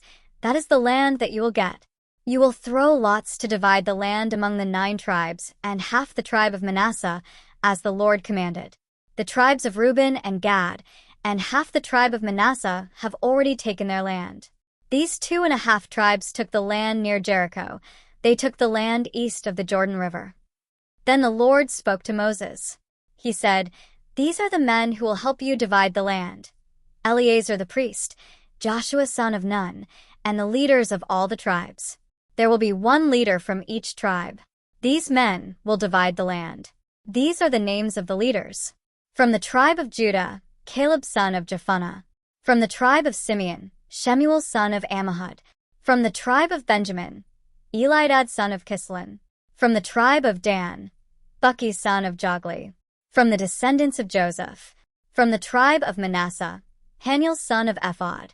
From the tribe of Ephraim, Kemuel son of Shifton. From the tribe of Zebulun, Elizaphan son of Parnak. From the tribe of Issachar, Paltiel son of Azan. From the tribe of Asher, Ahihud son of Shalomi. From the tribe of Naphtali, Pedahel son of Ammihud. The Lord chose these men to divide the land of Canaan among the Israelites. Numbers 35. Easy to read version. The Levites' towns. The Lord spoke to Moses. This was in the Jordan Valley in Moab, near the Jordan River across from Jericho. He said, "Tell the Israelites that they should give some of the cities in their part of the land to the Levites. The Israelites should give these cities and the pastures around them to the Levites. The Levites will be able to live in them, and all the cattle and other animals that belong to the Levites will be able to eat from the pastures around these cities. How much of your land should you give to the Levites? From the walls of the cities, go out 1,500 feet. All of that land will belong to the Levites. Measure off an area around the city for the Levites. Start at the northeast corner and measure 3,000 feet to the south. Then from this corner, measure 3,000 feet to the west. From there measure 3,000 feet to the north, and from that corner, 3,000 feet to the east. The city will be in the center of this area. 6 of those cities will be cities of safety. If a person accidentally kills someone, that person can run to those towns for safety. In addition to those 6 cities, you will also give 42 more cities to the Levites. So you'll give a total of 48 cities to the Levites. You will also give them the land around those cities. The large tribes of Israel will get large pieces of land. The small tribes of Israel will get small pieces of land. So the large tribes will give more cities, and the small tribes will give fewer cities to the Levites. Then the Lord said to Moses, "Tell the people this: you will cross the Jordan River and go into the land of Canaan. You must choose towns to be cities of safety. If someone accidentally kills another person, that person can run to one of those towns for safety. That person will be safe from anyone from the dead man's family who wants to punish the killer until that person is judged in court. There will be 6 cities of safety. 3 of them will be east of the Jordan River, and 3 of them will be in the land of Canaan, west of the Jordan River. These cities will be places of safety for citizens of Israel and for foreigners and travelers. Any of these people will be able to run to one of these cities if they accidentally kill someone. If you use an iron weapon to kill someone, you are a murderer and you must die. If you use a rock large enough to kill someone and you kill another person, you are a murderer and you must die. If you use a piece of wood large enough to kill someone and you kill another person, you are a murderer and you must die. A member of the dead person's family can chase you and kill you. You might hit someone with your hand or push someone or throw something at them and kill them. If you did that from hate, you are a murderer and you must be killed. A member of the dead person's family can chase you and kill you. You might accidentally kill someone, maybe by pushing or by accidentally hitting them with a tool or weapon. Perhaps you threw a rock that was large enough to kill, but it hit someone you didn't see and killed them. You didn't plan to kill anyone. You didn't hate the person you killed. It was only an accident. If that happens, the community must decide what to do. The court must decide if a member of the dead person's family can kill you.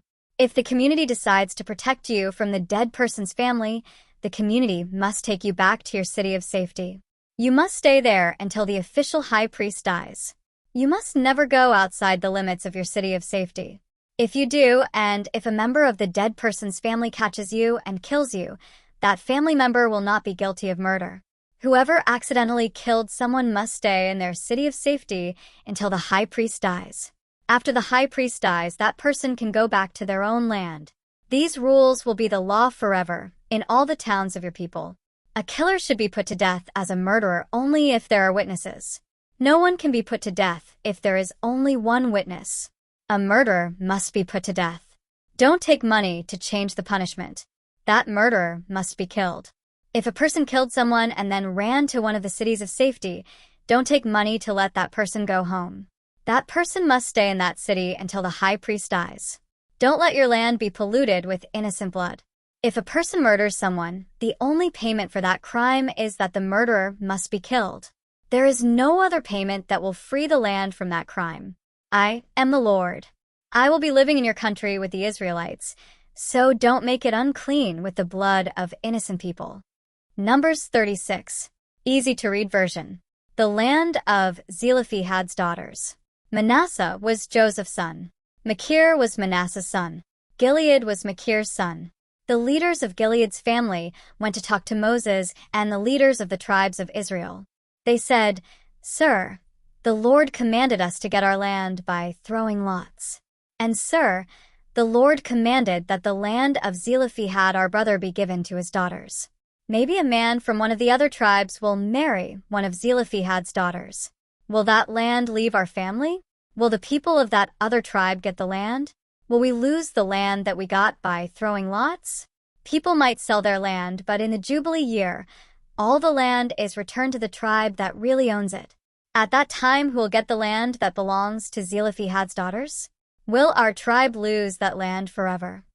Moses gave this command from the Lord to the Israelites. These men from the tribe of Joseph are right. This is the Lord's command to Zelophehad's daughters. If you want to marry someone, you must marry someone from your own tribe. In this way, land will not be passed from tribe to tribe among the Israelites. Each Israelite will keep the land that belonged to their own ancestors. And if a woman gets her father's land, she must marry someone from her own tribe. That way, everyone will keep the land that belonged to his ancestors. So the land must not be passed from tribe to tribe among the Israelites. Each Israelite will keep the land that belonged to their own ancestors. So Zelophehad's daughters obeyed the Lord's command to Moses. Zelophehad's daughters, Mahlah, Tirzah, Hoglah, Milcah, and Noah, married their cousins on their father's side of the family. Their husbands were from Manasseh's family groups, so their land remained within their father's family group and tribe. So these are the laws and commands that the Lord gave to Moses in the Jordan Valley in Moab by the Jordan River, across from Jericho.